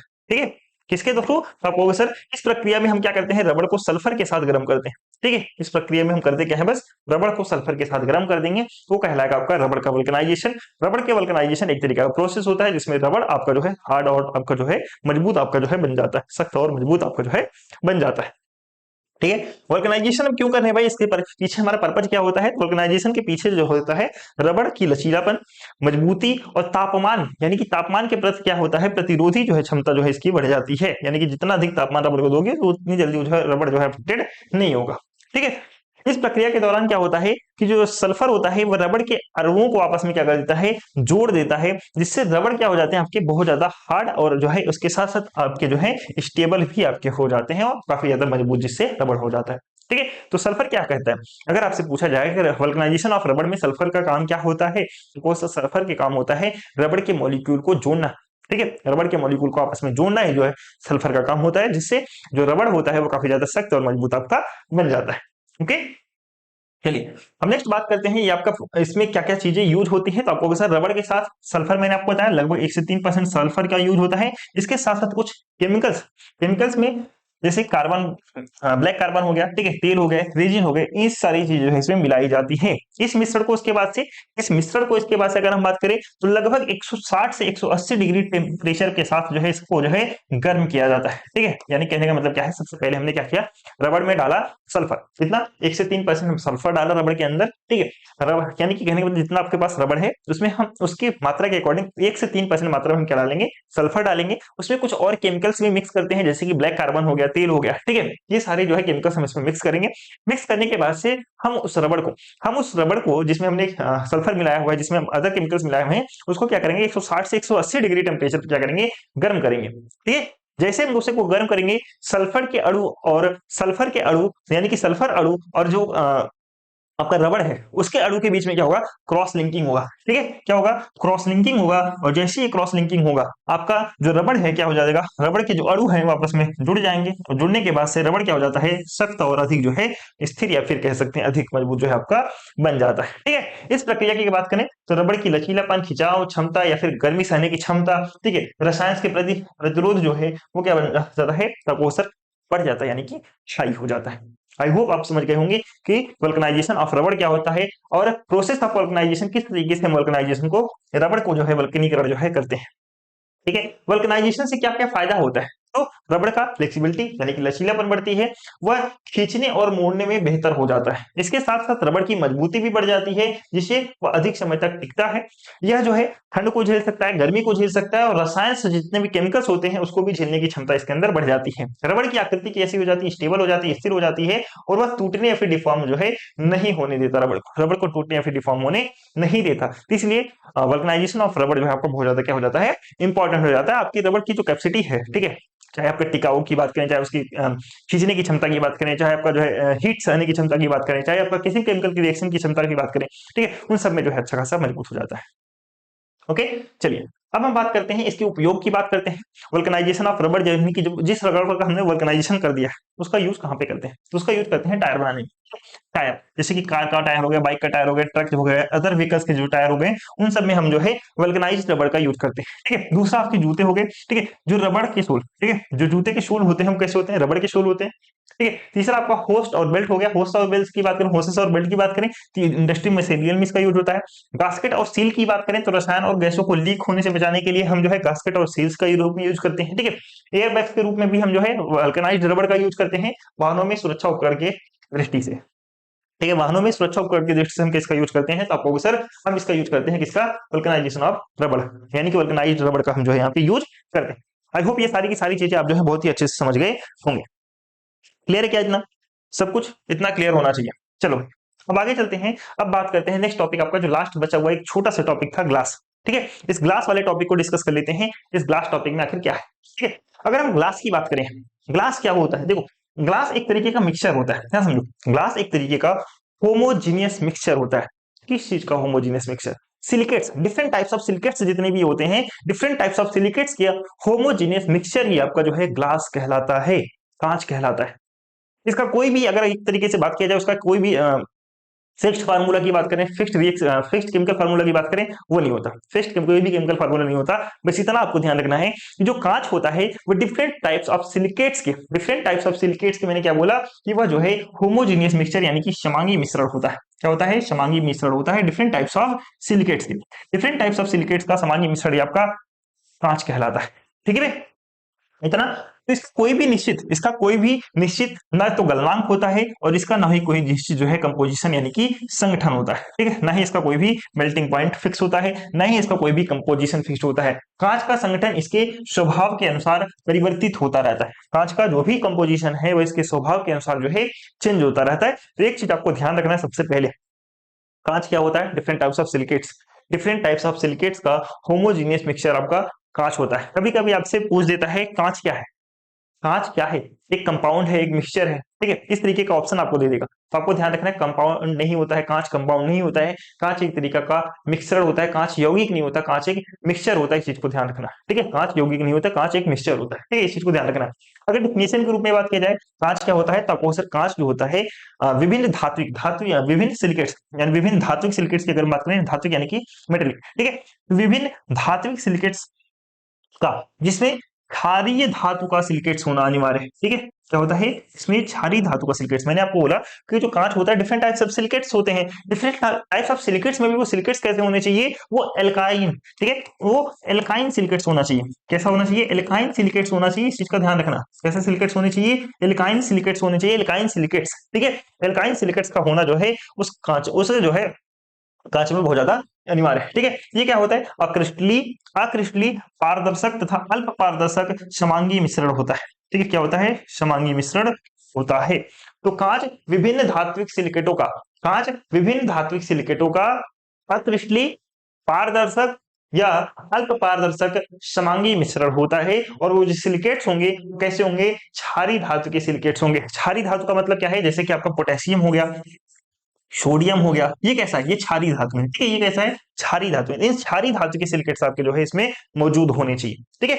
तो ग्लास इज अमॉर्फस, ट्रांसपेरेंट और ट्रांसल्यूलेंट, ठीक है। क्या है, translucent mixture of various metallic silicates of which the silicates of an alkali metals, यानी कि क्षारीय धातु होने चाहिए सिलिकेट्स के, इज नेसेसरी प्रेजेंट, ठीक है। ये आपका डेफिनेशन हो गया कांच का, ठीक है।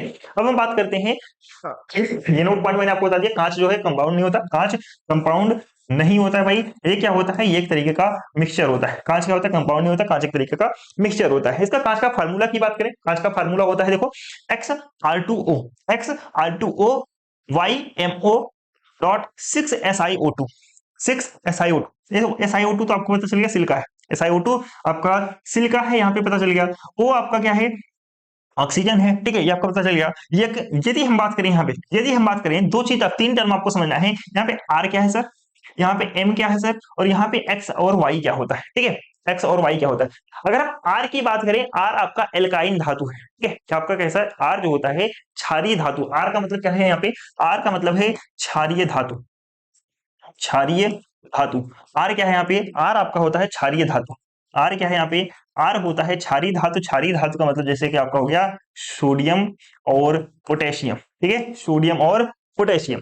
वहीं पे एम की बात करें, कैपिटल एम क्या होता है, बाईमेटल, ठीक है, यानी कि द्विसंयोजी धातु होता है। बायोमेट्रिक धातु यानी कि द्विसंयोजी धातु, द्विसंयोजी धातु होता है, द्विसंयोजी धातु बायोमेट्रिक मेटल, ठीक है, बायोमेट्रिक द्विसंयोजी धातु। द्विसंयोजी धातु का मतलब क्या है कि ऐसे धातु जिनके बाह्यतम कोश में दो इलेक्ट्रॉन उपस्थित होने चाहिए, यानी कि उनकी संयोजकता कितनी होनी चाहिए, दो होनी चाहिए। जैसे कि कैल्शियम, कैल्शियम के ऊपर आपने क्या लिखा है, Ca2+, क्यों, क्योंकि इसकी वैलेंसी दो होती है। मैग्नीशियम की बात करें, Mg2+ लिखते हो, क्यों, इसकी संयोजकता दो होती है। जिंक की बात करते हैं, इस पे आप क्या लिखते हो, 2+ लिखते हो। तो ये क्या होता है, जैसे कि लेड की बात करें, Pb की बात करें, ठीक है, ये क्या होता है, 2+, द्विसंयोजी होता है।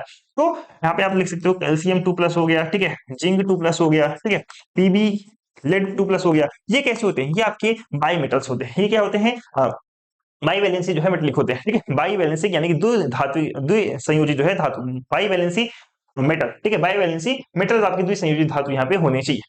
और एक्स और वाई क्या होते हैं, यहाँ पे एक्स एंड वाई क्या होते हैं, ये जो एक्स और वाई होते हैं ये मॉलिक्यूलर नंबर ऑफ मॉलिक्यूल, ठीक है, ये कह सकते हो धातुओं की संख्या। क्या होते हैं, धातुओं की संख्या, यानी कि नंबर ऑफ मॉलिक्यूल को डिनोट करते हैं, नंबर ऑफ मॉलिक्यूल को व्यक्त करते हैं आपके एक्स और वाई, ठीक है, एक्स और वाई। आई होप आप समझ गए होंगे। अगर आपसे पूछा जाए कांच का जनरल फार्मूला क्या होता है, तो आपको sir X R2O dot YMO dot 6SiO2 SiO2 जो है आपका क्या हो जाएगा, आपको सर यह जो है कांच का आपका जो है फॉर्मूला हो जाएगा। ठीक है, तो जहां पे अच्छा ये देखो लिखा भी हुआ है, जहां पे आर क्या है, क्षारीय धातु जैसे कि सोडियम और कैल्शियम, सॉरी सोडियम और पोटेशियम। ठीक है, और वहीं पे आपका लिखा गया है एम क्या है, द्विसंयोजी धातु जिसे कैल्शियम और लेड और आपका जिंक। ठीक है, और एक्स तथा वाई क्या है, अणुओं की संख्या, एक्स तथा वाई क्या है, वो सब अणुओं की संख्या। ठीक है, और साधारण कांच को हम क्या कहते हैं, सोडा कांच कहते हैं। इस साधारण कांच को हम क्या कहते हैं मेरे दोस्त, इस साधारण कांच को हम क्या कहते हैं, सोडा कांच के नाम से भी जानते हैं, ये आपको याद रखना है। ओके, चलिए कांच के अवयव या फिर अगर बात करें रॉ मटेरियल, कांच को बनाने के लिए किन किन चीजों की हमें आवश्यकता होती है, कांच को बनाने के लिए हमें किन किन चीजों की आवश्यकता होती है। तो कांच के निर्माण के लिए हमारे पास जो इंपॉर्टेंट मटेरियल होनी चाहिए, क्या क्या होना चाहिए, सबसे पहले होना चाहिए सिलिका। सिलिका किस यूज में रूप में यूज करते हैं, बालू या फिर रेत के रूप में, बालू या फिर रेत के रूप में सिलिका यूज होता है। क्षारीय धातु के ऑक्साइड हमें चाहिए होते हैं, जैसे कि Na2CO3 सोडियम कार्बोनेट। ठीक है, मृदु कांच बनाने के लिए। एंड हमें चाहिए होता है पोटास यानी कि पोटेशियम कार्बोनेट। ठीक है, K2CO3, ये अगर हमें हार्ड कांच बनाना हो, सख्त कांच बनाना हो, ठीक है, कठोर कांच बनाना हो, तो उसमें हमें क्या डालना होता है, K2CO3 पोटेशियम कार्बोनेट जिसे हम कहते हैं पोटास। और तथा अगर हमें सॉफ्ट ग्लास बनाना हो तो उसके लिए हम यूज करते हैं सोडियम कार्बोनेट जिसे हम कहते हैं सोडा। ठीक है, तीसरा में चाहिए होता है कैल्शियम की ऑक्साइड, कैल्शियम ऑक्साइड यानी कि CaCO3 कैल्शियम ऑक्साइड, जिसमें हम चाक का यूज करते हैं, चूना पत्थर या फिर लाइम के रूप में हम जो है कैल्शियम कार्बोनेट का, कैल्शियम ऑक्साइड का यूज करते हैं। ठीक है, तीसरा में चाहिए होता है लेड ऑक्साइड, लेड ऑक्साइड यानी कि खाद के रूप में हम यूज कर सकते हैं। PbO यानी कि लेड ऑक्साइड के रूप में हम इसे यूज करते हैं, रेड लाइट के रूप में यूज करते हैं। ठीक है, और PbO4 यानी कि लेड ऑक्साइड के रूप में हम जो है, यानी कि फ्लिंट कांच बनाने के लिए जो हम किसका यूज करते हैं, लेड ऑक्साइड का यूज करते हैं। ओके, फिर उसके बाद से जो नेक्स्ट मटेरियल में चाहिए होता है अगर important, zinc oxide. Zinc oxide यानी कि जिंक ऑक्साइड किस लिए चाहिए होता है, कि ताकि जो हमारा कांच बने वह टेम्परेचर को सह सके, वह हाई से हाई हीट को सह सके, इसके अलावा वो जो है शॉक प्रूफ हो, कैसा हो, शॉक प्रूफ कांच बनाने के लिए हम जिंक ऑक्साइड चाहिए होता है। ठीक है, बोरेट का भी हमें इस्तेमाल करना होता है, बोरेट भी सेम यही काम के लिए यूज करते हैं, ताकि हमारा जो कांच बने वह हीट को सह सके, इसके अलावा जो है वह कैसा हो सके, शॉक प्रूफ कांच जो है हमारा बन सके। ठीक है, तो इसमें हम यूज करते हैं बोरेट या फिर बोरिक अम्ल के रूप में हम जो है बोरेट को यूज करते हैं। ठीक है, यहाँ पे अगर हम बात करें टूटे हुए कांच के टुकड़े भी हमें चाहिए होते हैं, टूटे हुए कांच के टुकड़े यानी कि हम जिसे हम कहते हैं कलेट। ठीक है, इसका यूज कहाँ पे करते हैं, इसका यूज हम करते हैं कांच के गलनांक को कम करने के लिए, कांच के मेल्टिंग पॉइंट को कम करने के लिए हम क्या डालते हैं उसमें, हम कलेट डालते हैं। ठीक है, तथा आपने देखो कांच जो होते हैं डिफरेंट टाइप्स के कांच आते हैं, जैसे हरा कांच, लाल कांच, पीला कांच। ठीक है, ठीक है, डिफरेंट टाइप्स के कांच आते हैं, तो उन डिफरेंट टाइप्स के कलर वाले कांच को बनाने के लिए हमें उसमें अलग अलग चीजें डालनी होती है, अलग अलग मटेरियल डालने होते हैं। ठीक है, क्या डालने होते हैं, अलग अलग मटेरियल डालने होते हैं, जिससे उनका कलर जो है अलग अलग हमें मिलता है। ठीक है, जिससे उनका कलर हमें जो है अलग अलग मिलता है। तो यहाँ पे आपके लिखे हुए कुछ पदार्थ है, और यहाँ पे लिखे हुए आपके कलर कलर लिखे नहीं है, तो यहाँ पे आपके लिखा हुआ है कुछ पदार्थ यानी कि मटेरियल, मटेरियल। ठीक है, मटेरियल, और यहाँ पे लिख लो कुछ रंग। ठीक है, कौन सा रंग हमें चाहिए, रंग यानी कि कलर, क्या चाहिए, कलर। ठीक है, अब ध्यान समझो मेरे दोस्त, अगर हम उसमें डालते हैं क्यूप्रिक ऑक्साइड, क्या डालते हैं उसमें हम उसमें डालते हैं क्यूप्रिक ऑक्साइड, अगर हम डालते हैं तो क्यूप्रिक ऑक्साइड डालने के बाद से जो हमें जो प्राप्त होता है, कैसा हमें प्राप्त होता है, क्यूप्रिक ऑक्साइड डालते हैं तो हमें जो प्राप्त होगा वो कुछ रेड कलर का हमें जो है प्राप्त होता है। ठीक है, रेड या फिर ग्रीन कलर का हमें जो है यहाँ पे प्राप्त होता है। क्यूप्रिक ऑक्साइड या फिर कोबाल्ट ऑक्साइड हम डालते हैं तो आई थिंक मुझे जो हमें प्राप्त होता है, हरा कलर प्राप्त होता है। ठीक है, कैसा कलर प्राप्त होता है, हरा कलर जो है हमें यहाँ पे प्राप्त होता है क्यूप्रिक ऑक्साइड जब डालते हैं तो। और यहाँ पे एक मिनट, मैं बस थोड़ा सा पानी पी कर आता हूँ। ठीक है, वेट करेंगे, थोड़ा सा पानी पी करके जस्ट आता हूँ, जस्ट एक मिनट। ओके,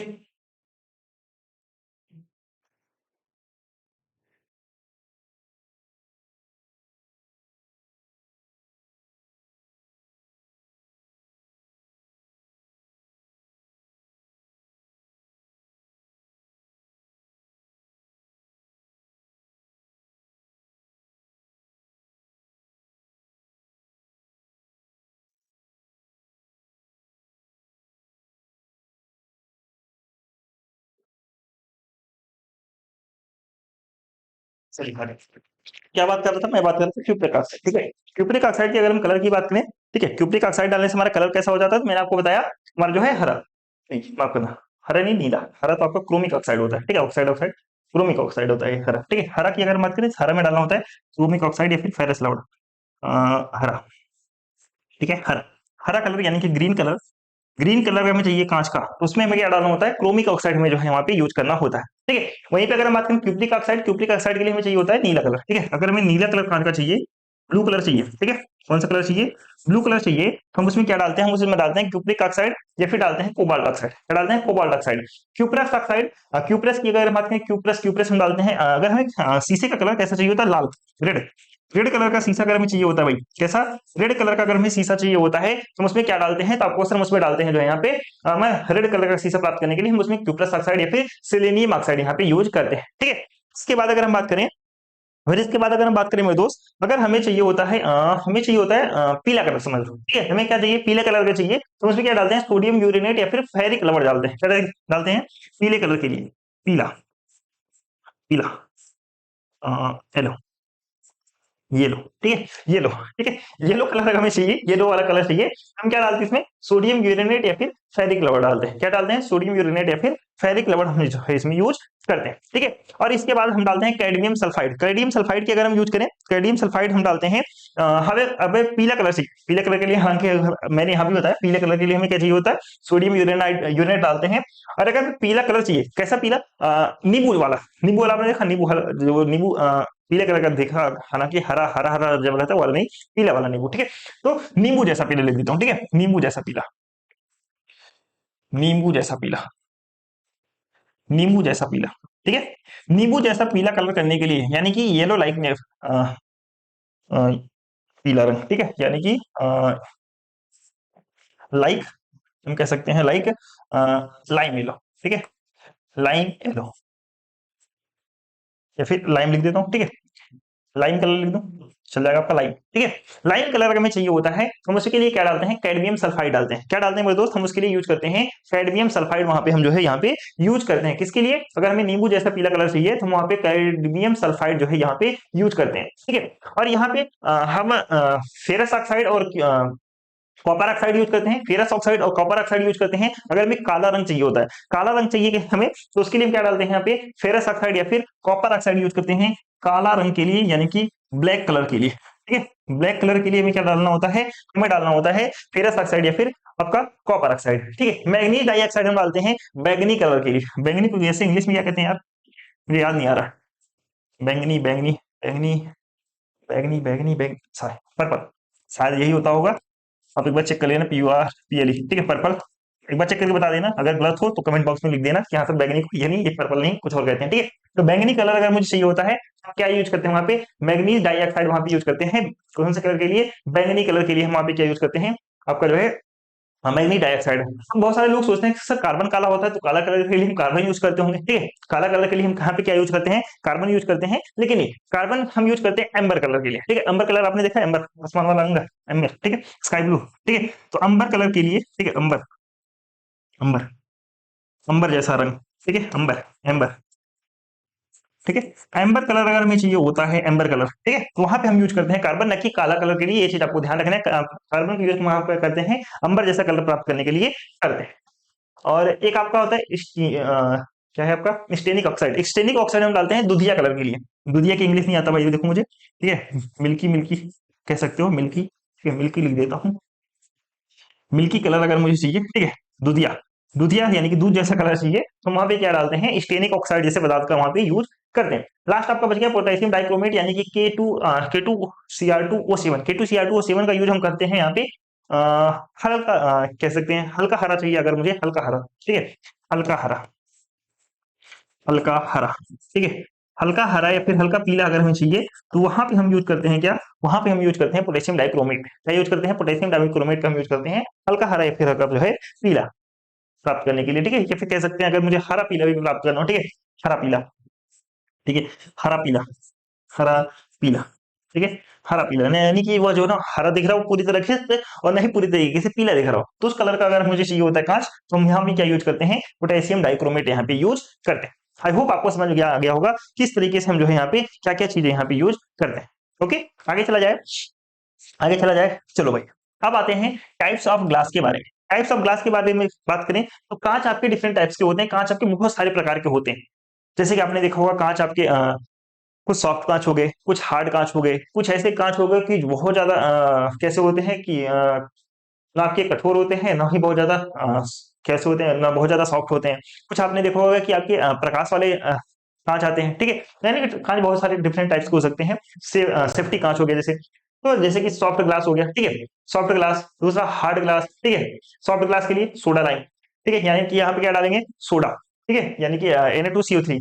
हार्ड ग्लास के लिए क्या डालते हैं, पोटेशियम लाइम, यानी कि यहाँ पे हम क्या डालेंगे, आपका जो है K2CO3, ठीक है, पोटेशियम कार्बोनेट। यहाँ पे हम लेड ग्लास, ठीक है, लेड ग्लास, ठीक है, वहां पे फिंट ग्लास में प्राप्त करने की, फिंट ग्लास या फिर लेड ग्लास प्राप्त करने के लिए हम यहाँ पे क्या यूज करते हैं, लेड ऑक्साइड यहाँ पे यूज करते हैं, ठीक है। उसके अलावा हमें अगर जैना ग्लास चाहिए, पायरेक्स ग्लास चाहिए, ठीक है, या फिर आपका जो है ऑप्टिकल ग्लास हो गया, क्रूक्स ग्लास हो गया, सिलिका ग्लास हो गया, ठीक है, वायर्ड ग्लास हो गया, सेफ्टी ग्लास हो गया, डिफरेंट टाइप्स ऑफ आपके जो है ग्लास यहाँ पे होते हैं, जो कि आप एक बार पढ़ लेना, याद हो जाएगा आपको। ओके, चलिए अब हम बात करते हैं कांच के निर्माण की प्रक्रम। हम कांच का बनाते कैसे हैं? कांच को किस तरीके से बनाते हैं इसके बारे में समझते हैं। सबसे पहले जो प्रोसेस होता है कांच को बनाने के लिए, हम उसको करते हैं पिघलाने का काम। सबसे पहले कांच को क्या करते हैं, सबसे पहले कांच को पिघलाते हैं।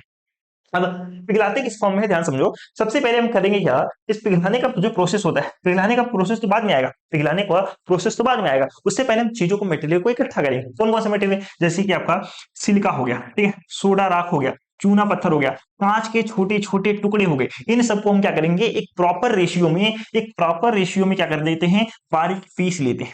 क्या करते हैं, इन सबको प्रॉपर रेशियो में बारीक पीस लेते हैं। यानी कि सबसे पहला प्रोसेस मेल्टिंग ना होकर के सबसे पहला प्रोसेस यहाँ पे जो होता है वो क्रशिंग होता है, ठीक है। हालांकि मैंने मेल्टिंग से शुरू किया है, बट समझना, सबसे पहला प्रोसेस एक तरीके से देखोगे क्रशिंग होता है। क्रशिंग का मतलब क्या, सिलिका, सोडा राख, चूना पत्थर, कांच के टुकड़े हम एक प्रॉपर रेशियो में लेंगे और उसको क्या लेंगे, बारीक पीस लेंगे। पीसने के बाद हम क्या करते हैं, पीसने के बाद हम इसको कर लेते हैं पूरी तरीके से मिक्स। पूरी तरीके से क्या कर लेंगे, मिक्स कर लेंगे। और मिक्स करने के बाद हम इन्हें क्या करते हैं, हमारे पास जो भट्टी होगा, उस भट्टी में हम क्या करेंगे, उस भट्टी में 1800 डिग्री सेंटीग्रेड तक गर्म करेंगे। क्या करेंगे, अब मेल्टिंग वाला काम शुरू होगा। सबसे पहले हमने क्रशिंग कर लिया, क्रशिंग के बाद हमारा मेल्टिंग वाला काम शुरू होगा। इस भट्टी में क्या करेंगे, 1800 डिग्री सेंटीग्रेड, 1800 डिग्री सेंटीग्रेड पर हम क्या करेंगे, इस जो हमने मिक्सचर बनाया, हमने जो पीस करके मिक्सचर बनाया, हम इसको क्या करेंगे, अब गर्म करेंगे। गर्म करने के साथ साथ आपको ध्यान रखना है, इस गर्म करने के साथ साथ आपको ध्यान रखना है, हम यहाँ पे क्या करते हैं, हम यहाँ पे जो है गर्म गैस भी देते हैं इसमें। हम क्या करते हैं, यहाँ पे गर्म गैस भी हम जो है यहाँ पे प्रवाहित करते हैं, यानी कि एक तरीके से गर्म गैस और वायु। हालांकि इसमें वायु वगैरह दिखा नहीं रखा किस तरीके से, ठीक है। यहाँ पे हम क्या यूज करते हैं, यहाँ पे गैस, भट्टी में एक प्रोड्यूसर गैस तथा वायु के मिक्सर की सहायता से हम क्या करते हैं, 1800 डिग्री सेंटीग्रेड पर हम इसे गर्म करते हैं। और इस तापमान पर जो पदार्थ होता है वो पूरी तरीके से पिघल जाता है, और पिघलने के बाद से आपका कांच बन जाता है। पिघलने के बाद से कांच, अब ये प्योर वाला कांच नहीं बना, ठीक है, ये प्योर वाला कांच नहीं बना, एक तरीके से तरल कांच बना है। कैसे बना है आपका, एक तरीके से लिक्विड कांच बनकर के आपका जो है तैयार हुआ है। ओके, तो सबसे पहले हमने क्या किया, सोडा ले लिया, लाइम ले लिया, सैंड ले लिया, इत्यादि को क्या किया, इत्यादि को पीसा। पीसने के बाद से हमने क्या किया, इसमें जो है पीसने के बाद से हम यहाँ पे क्या कर दिया, हमने इसमें जो है अलग अलग तरीके से डाल दिया, ठीक है। यहाँ से पानी दे रहे हैं, यहाँ से पानी दे रहे हैं, यहाँ से सोडा जा रहा है, यहाँ से लाइम जा रहा है, यहाँ से सैंड जा रहा है। तो देखो ये रहा आपका, अगर देखो एक तरीके से देखा जाए तो ये आपका रहा सोडा, ये क्या आपका सोडा, ठीक है। यहाँ पे देखो ये आपका रहा लाइम, ये आपका क्या है, लाइम, ठीक है। यहाँ से देखोगे ये आपका रहा कहाँ गया, ये आपका रहा सैंड, ये आपका क्या रहा, इस तरीके से देखोगे, ठीक है। यहाँ से आपका जाएगा, सॉरी उल्टा दिखा रखा है, ठीक है। यहाँ से आपका क्या जाएगा, यहाँ से आपका जाएगा सैंड, ठीक है, ये क्या है आपका सैंड। और यहाँ से हमने डाला वाटर, यानी कि यहाँ से हमने डाला पानी, और ये पानी भी इस तरीके से सब में क्या हो जाएगा, मिक्स। अब ये क्या हो जाएगा, हम इसको यहाँ पे जो है क्या करेंगे, पूरी तरीके से प्रॉपर मिक्स कर लेंगे। मिक्स करने के बाद से हमने इसको कहाँ पे डाला, इसको हमने डाल दिया फर्नेस यानी कि भट्टी में। किसमें डाल दिया, हमने इसको फर्नेस यानी कि भट्टी में डाला। मिट्टी में डालने के बाद हमने जो है इसे 1800 डिग्री सेंटीग्रेड पे गर्म कर लिया। 1800 डिग्री सेंटीग्रेड पे हमने इसे गर्म कर लिया। गर्म करने के बाद से हमें जो है यहाँ पे पिघला हुआ कांच जो है हमें प्राप्त हो गया। हमें यहाँ पे कौन सा कांच प्राप्त हो गया, हमें जो है पिघला हुआ कांच जो है हमें यहाँ पे प्राप्त हो जाता है, ठीक है। इसके बाद क्या करते हैं, इसके बाद जब उससे सारी CO2 गैस निकल जाती है, ठीक है। जब सारी CO2 गैस वहां से निकल जाएगी, तो जो हमारे पास में लिक्विड पदार्थ है, यानी कि द्रवित पदार्थ है, MnO2, ठीक है, या फिर कह सकते हैं नाइट्रस, ठीक है, इसमें मिलाकर हम इसे क्या कर देते हैं, डीक्लोराइज कर देते हैं, यानी कि विरंजित कर देते हैं। यानी कि हमारे पास में जो कुछ भी पदार्थ मिला, यानी कि जो कुछ हमारा लिक्विड मटेरियल मिला, कांच जो मिला, हम उसमें क्या मिला देते हैं, हम जो इसमें जो है MnO2 मिला देते हैं। क्या मिला देते हैं, मैग्नीज ऑक्साइड मिला देते हैं, ठीक है। इस मैग्नीज ऑक्साइड के मिलाने के बाद अगर हमें कोई से कलर की कांच बनानी है, ठीक है, यानी कि डिफरेंट टाइप्स ऑफ कलर की अगर मुझे कांच बनानी है, रंगीन कांच बनानी है, तो उसमें हम क्या कर देंगे, उस कलर का उस पदार्थ को वहां पे हम डाल देंगे, ठीक है। जब द्रवित पदार्थ से बुलबुले बनने बंद हो जाएंगे, ठीक है, जब द्रवित पदार्थ से बुलबुले बनने बंद हो जाएंगे, तो हम इसे क्या करेंगे, लगभग 800 डिग्री सेंटीग्रेड तक ठंडा करेंगे। क्या करेंगे, हम इसे लगभग जो है 800 डिग्री सेंटीग्रेड तक ठंडा करेंगे। यानी कहने का मतलब क्या है, देखो जब आपका लिक्विड वहां से प्राप्त हुआ, ठीक है, यहाँ से जब आपका मटेरियल यहाँ से प्राप्त हुआ, जब यहाँ से आपका कांच जो है प्राप्त हुआ, इस कांच में हमने क्या डाला, इस कांच में हमने मिक्स कर दिया MnO2 मैग्नीज ऑक्साइड और प्लस रंग डालने वाला पदार्थ, ठीक है, रंग वाला पदार्थ हमने यहाँ पे मिक्स कर दिया। मिक्स करने के साथ साथ देखो 1800 डिग्री सेंटीग्रेड पे जस्ट हमने निकाला है, जब 1800 डिग्री सेंटीग्रेड पे हमने निकाला है, इसमें बुलबुले निकलते रहेंगे, क्या निकलते रहेंगे, बुलबुले। जब इसमें से बुलबुले निकलने बंद हो जाएंगे, जब इसमें से बुलबुले निकलने बंद हो जाएंगे, हम इसे धीरे धीरे धीरे धीरे यानी कि 800 डिग्री तक सेंटीग्रेड तक जो है क्या करेंगे, ठंडा करेंगे। क्या करेंगे, 800 डिग्री सेंटीग्रेड तक हम इसमें क्या है क्या करेंगे, ठंडा करेंगे। कहने का मतलब क्या है मेरे दोस्त, जब इस मोल्टन ग्लास में देखो, जब इस मोल्टन ग्लास में क्या लिखूं मैं, यहाँ पे लिखता हूँ मोल्टन ग्लास, जब इसमें इस मोल्टन ग्लास में जब इस मोल्टन ग्लास में मेरे दोस्त क्या निकल गया, CO2 गैस निकल गया, ठीक, जब इस मोल्टन ग्लास से क्या निकल गया, CO2 गैस यहाँ से निकल गया है पूरी तरीके से। जब CO2 गैस पूरी तरीके से निकल गया है, तो हम इसमें क्या डालेंगे, हम इसमें डालते हैं मैग्नीज ऑक्साइड, ठीक है, MnO2 डालते हैं। MnO2 डालने के बाद हम इसमें क्या करते हैं, अगर मुझे मान के चलो कोई भी रंग वाला कांच चाहिए, रंग वाला कांच चाहिए, तो हम इसमें क्या मिलाएंगे, वो रंग वाला पदार्थ मिला देंगे, क्या मिला देंगे, उस रंग वाला पदार्थ को मिला देंगे। जब रंग वाला पदार्थ को मिला देंगे, जब इसमें से बुलबुला निकलना बंद हो जाए, बुलबुला, ठीक है, जब इसमें से बुलबुला निकलना बंद हो जाए, बुलबुला निकलना क्या हो जाए, पूरी तरीके से बंद हो जाए, तो हम इसे क्या करेंगे, ठंडा करेंगे। तक ठंडा करेंगे 800 डिग्री तक सेंटीग्रेड तक हम इसे जो है ठंडा करेंगे, यानी कि जब तक इसका तापमान 1800 डिग्री सेंटीग्रेड से 800 डिग्री यानी कि 1000 डिग्री सेंटीग्रेड कम ना हो जाए, तब तक हम इसे क्या करेंगे, ठंडा करते रहे। ठीक है, ठंडा करने के बाद से हम क्या करते हैं, ये कांच के निर्माण में यहाँ पे क्या लिखा है, कांच के निर्माण में होने वाली रासायनिक अभिक्रियाएं निम्न प्रकार है। अभिक्रिया तो मैं आपको बाद में समझाऊंगा, पहले इसके प्रोसेस को समझ लेते हैं पूरा। अभिक्रिया भी मैं आपको समझाऊंगा, पहले इसके प्रोसेस को समझ लेते हैं। क्या करेंगे, अब हमें वो जो 800 डिग्री सेंटीग्रेड पर ठंडा करने पर जो पदार्थ मिला है, तब हम उसको क्या करेंगे, हम उसको फॉर्म करेंगे, उसको शेप देंगे। तो जो हमारे पास लिक्विफाइड कांच है, ठीक है, हमारे पास में जो द्रवित कांच है मेरे दोस्त, हम उसको क्या करेंगे, हम उसको रोलर्स जो होते हैं, उस रोलर्स में दबाकर या फिर सांचे में ढालकर क्या प्राप्त करेंगे, सांचे में ढालकर या फिर ढोकनी में क्या करते हैं, उसको ब्लो कर प्रवाहित कर हम उसे डिफरेंट टाइप्स ऑफ शेप में क्या करते हैं, वस्तु बना लेते हैं। डिफरेंट टाइप शेप्स ऑफ क्या बना लेते हैं, तो डिफरेंट टाइप्स ऑफ शेप की हम जो है किसी भी प्रकार का वस्तु वहां पे बना लेते हैं। फिर इसके बाद क्या करते हैं, उसकी अनिलिंग करते हैं। एनीलिंग का मतलब क्या होता है, देखो आप कांच जो होता है ना, वो आपका डायरेक्टली एंटी प्रोपोर्शनल या फिर कह सकते हैं प्रोपोर्शनल आपका होता है इसके ताप के, यानी कि क्या होता है, कांच अगर हम ग्लास की बात करें 1 बाई कितने के प्रोपोर्शनल होता है, तो आपको सर ये होता है 1 बाई टेम्परेचर के, टेम्परेचर, ठीक है, इसके टेम्परेचर के, ठीक है, यानी कि अगर ताप बढ़ेगा, अगर आपका ताप बढ़ेगा, तो ये जो आपका कांच होता है वो कैसा हो जाता है, धीरे धीरे आपका जो है पूरी तरीके से टूटने लग जाता है। ठीक है, यानी कि ताप जो होता है कांच का कुचालक होता है, कहने का मतलब ताप का जो कांच जो होता है तो आपका कुचालक होता है, अतः कांच को बनी वस्तुओं को शीघ्रता से ठंडा करने पर यह क्या हो जाता है, अति भंगुर हो जाता है, यानी कि ब्रिटल हो जाता है, टूटने योग्य हो जाता है। कहने का मतलब सिंपल सा ये है, देखो मेरे दोस्त, अगर वो जो मेरा पदार्थ मिला, हम उसको अचानक से अगर हम ठंडा कर देंगे, अचानक से अगर हम उसे ठंडा कर देंगे, तो हमारा जो कांच है ना वो ब्रिटल हो जाएगा, भंगुर हो जाएगा, यानी कि तुरंत टूट जाएगा। ठीक है, तो इन्हें हम शीघ्र टूटने से बचाने के लिए, हम इसे शीघ्रता टूटने से बचाने के लिए, ताकि हमारा कांच टूटे ना अचानक से, हम इसको क्या करते हैं, धीरे धीरे ठंडा करते हैं। क्या करते हैं, धीरे धीरे हम इसे जो है घटते हुए तापमान वाले कक्षों में, चैम्बर में क्या करते हैं, उसे भेजकर धीरे धीरे जो है ठंडा करते हैं, और इसे ही हम क्या कहते हैं, कांच का तापानुशीतन कहते हैं। इसे हम क्या कहते हैं, इसी को हम क्या कहते हैं, कांच का जो है तापानुशीतन जो हम इसे कहते हैं। अब इसके बाद फाइनल इसका प्रोसेस आ जाता है। फाइनल प्रोसेस क्या होता है, अंतिम रूप, यानी कि फिनिशिंग में क्या हो जाता है, तापानुशीतन के पश्चात जो कांच आपा हुआ, सभी कांच की वस्तु को अंतिम रूप देने के लिए उनकी साफ सफाई की जाती है, उन्हें रगड़ा जाता है, पॉलिश किया जाता है, उन्हें काटा जाता है, या फिर उसमें कुछ भी अगर मुझे लिखना हुआ तो उस पर लिख दिया जाता है। और यह जो है प्रोसेस, यानी कि यहीं पे जो है आपका जो प्रक्रम जो है पूरी तरीके से किया जाता है। इसके बाद आपका कांच पूरी तरीके से तैयार हो जाता है, कांच की जितनी भी वस्तु होती है आपकी पूरी तरीके से तैयार हो जाती है। आई होप आप समझ गए होंगे क्या क्या किया जाता है कांच के बनाने के लिए। ओके, सबसे इंपॉर्टेंट फर्स्ट पॉइंट ये, फर्स्ट पॉइंट में बस आपको इतना ध्यान रखना है कि हमने उसमें डिफरेंट टाइप्स ऑफ प्रोडक्ट मिलाए। प्रोडक्ट मिलाने के बाद से हमने उसको चूरन बना लिया, चूरन बनाने के बाद से हम उसको जो है 1800 डिग्री सेंटीग्रेड पे गर्म कर लिया। गर्म करने के बाद से हमारा जो भी पदार्थ प्राप्त हुआ, हमने उसमें मैग्नीज ऑक्साइड डाला, रंग मिलाने वाले पदार्थ डाले, पदार्थ डालने के बाद से हमने उसको जो है 800 डिग्री सेंटीग्रेड 800 जो है 800 डिग्री सेंटीग्रेड तक ठंडा किया। 800 डिग्री सेंटीग्रेड तक ठंडा करने के बाद से हमने उसे क्या किया, कोई भी प्रोडक्ट हमारा जो भी बनाना हुआ हम उसको बना लिया। ठीक है, हम उसको जो है इस प्रॉपर शेप में हमने ढाल लिया। ढालने के बाद से हमने उसे क्या किया, ढालने के बाद से हम उसे धीरे धीरे और ठंडा करेंगे। धीरे धीरे और ठंडा करने के बाद से हमारा जो फाइनल प्रोडक्ट बनकर के तैयार हो जाता है। तो अगर हमें उसमें कुछ लिखना हुआ या फिर उसको जो है हमें घिसना हुआ, ठीक है, तो घिसने का साफ सफाई काम, लिखने का काम जो है वहां पे शुरू हो जाता है और फाइनल प्रोडक्ट आपका जो है बनकर के तैयार हो जाता है। इतना ही आपको ध्यान रखना है।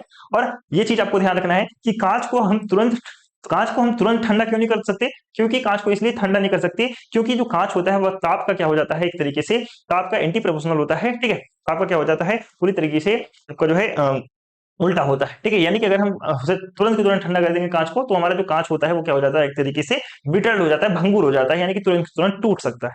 ओके, बस इतना पॉइंट आपको जो है ध्यान रखना है।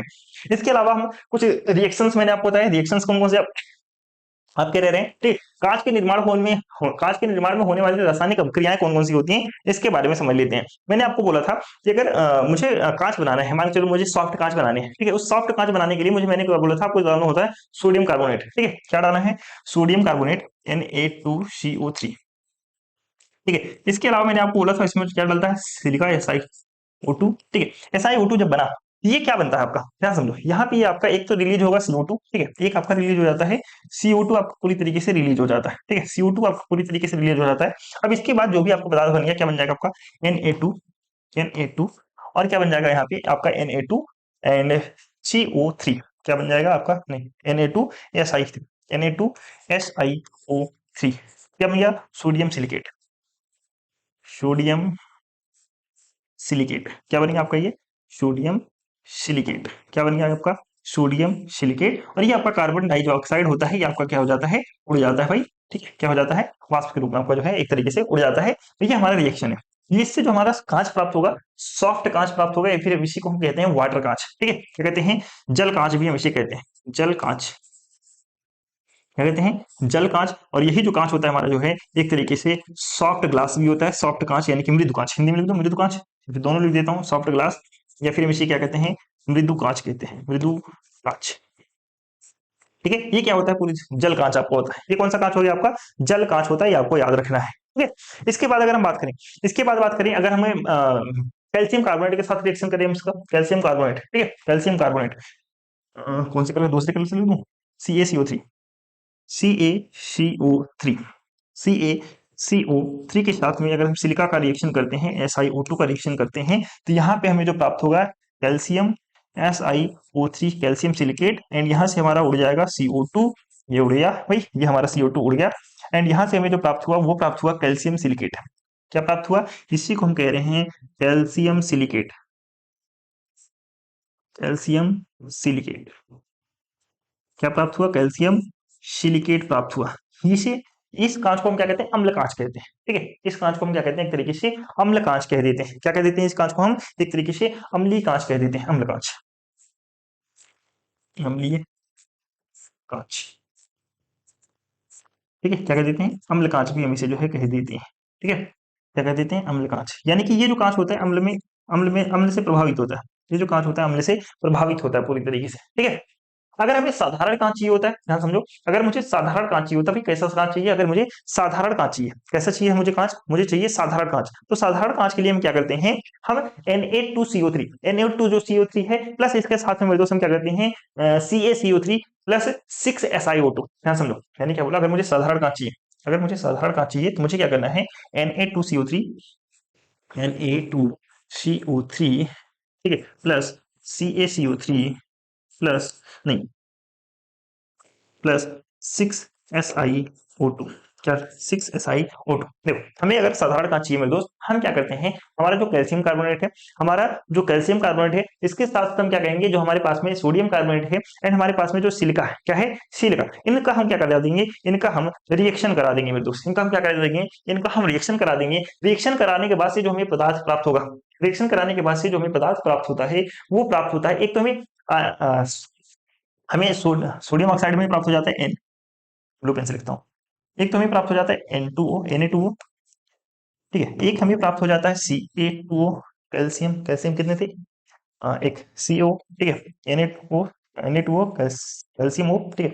सोडियम ऑक्साइड हो गया एंड कैल्शियम ऑक्साइड हो गया। और यहाँ से हमें भारी मात्रा में प्राप्त होता है सिलिकेट। यहाँ से हमें भारी मात्रा में क्या प्राप्त होता है मेरे दोस्त, हमें यहाँ से भारी मात्रा में प्राप्त होता है यानी कि सिलिका, यानी कि SiO2 में जो है भारी मात्रा में प्राप्त होता है। कितना मात्रा में प्राप्त होता है, जितना हमने यहाँ पे मिलाया था, ठीक है, उतनी ही मात्रा में हमें जो है, प्लस नहीं रहेगा, एक काम करते हैं, प्लस नहीं रहेगा, यहाँ पे डॉट लगाते हैं, Na2CaO इंटू सिक्स SiO2, क्या प्राप्त हुआ, इंटू 6SiO2 प्राप्त हुआ। अब लगाओ प्लस। इसके साथ साथ मैंने आपसे बोला था यहाँ पे कार्बन डाइऑक्साइड बनता है। क्या बनता है मेरे दोस्त, यहाँ पे कार्बन डाइऑक्साइड बनता है। ये कितना कार्बन डाइऑक्साइड बनेगा, कितना कार्बन डाइऑक्साइड बनेगा यहाँ पे, टू, लगभग 2, ठीक है, 2CO2 बन जाएगा, 2CO2 बन जाएगा। यहाँ पे आप एक काम किया करो ना, ये सारे रिएक्शन देख लो। हमारे पास सोडियम कितना था, 2 सोडियम है, ठीक है। हमारे पास में कार्बन कितने, 1 कार्बन, ठीक है। यहाँ पे 3 कार्बन, नहीं sorry 1 carbon, 2 carbon, 2 carbon, 2 carbon हमारे पास में, तो 2 कार्बन हमने यहाँ पे ले लिया, ठीक है, 2 कार्बन हमारे पास हो गया। इसके अलावा कैल्शियम हमारे पास में 1 था, हमने 1 कैल्शियम ले लिया। ऑक्सीजन की बात करें, ऑक्सीजन 3 ऑक्सीजन, 6 ऑक्सीजन, 6 और 6 और यहाँ पे हो जाएगा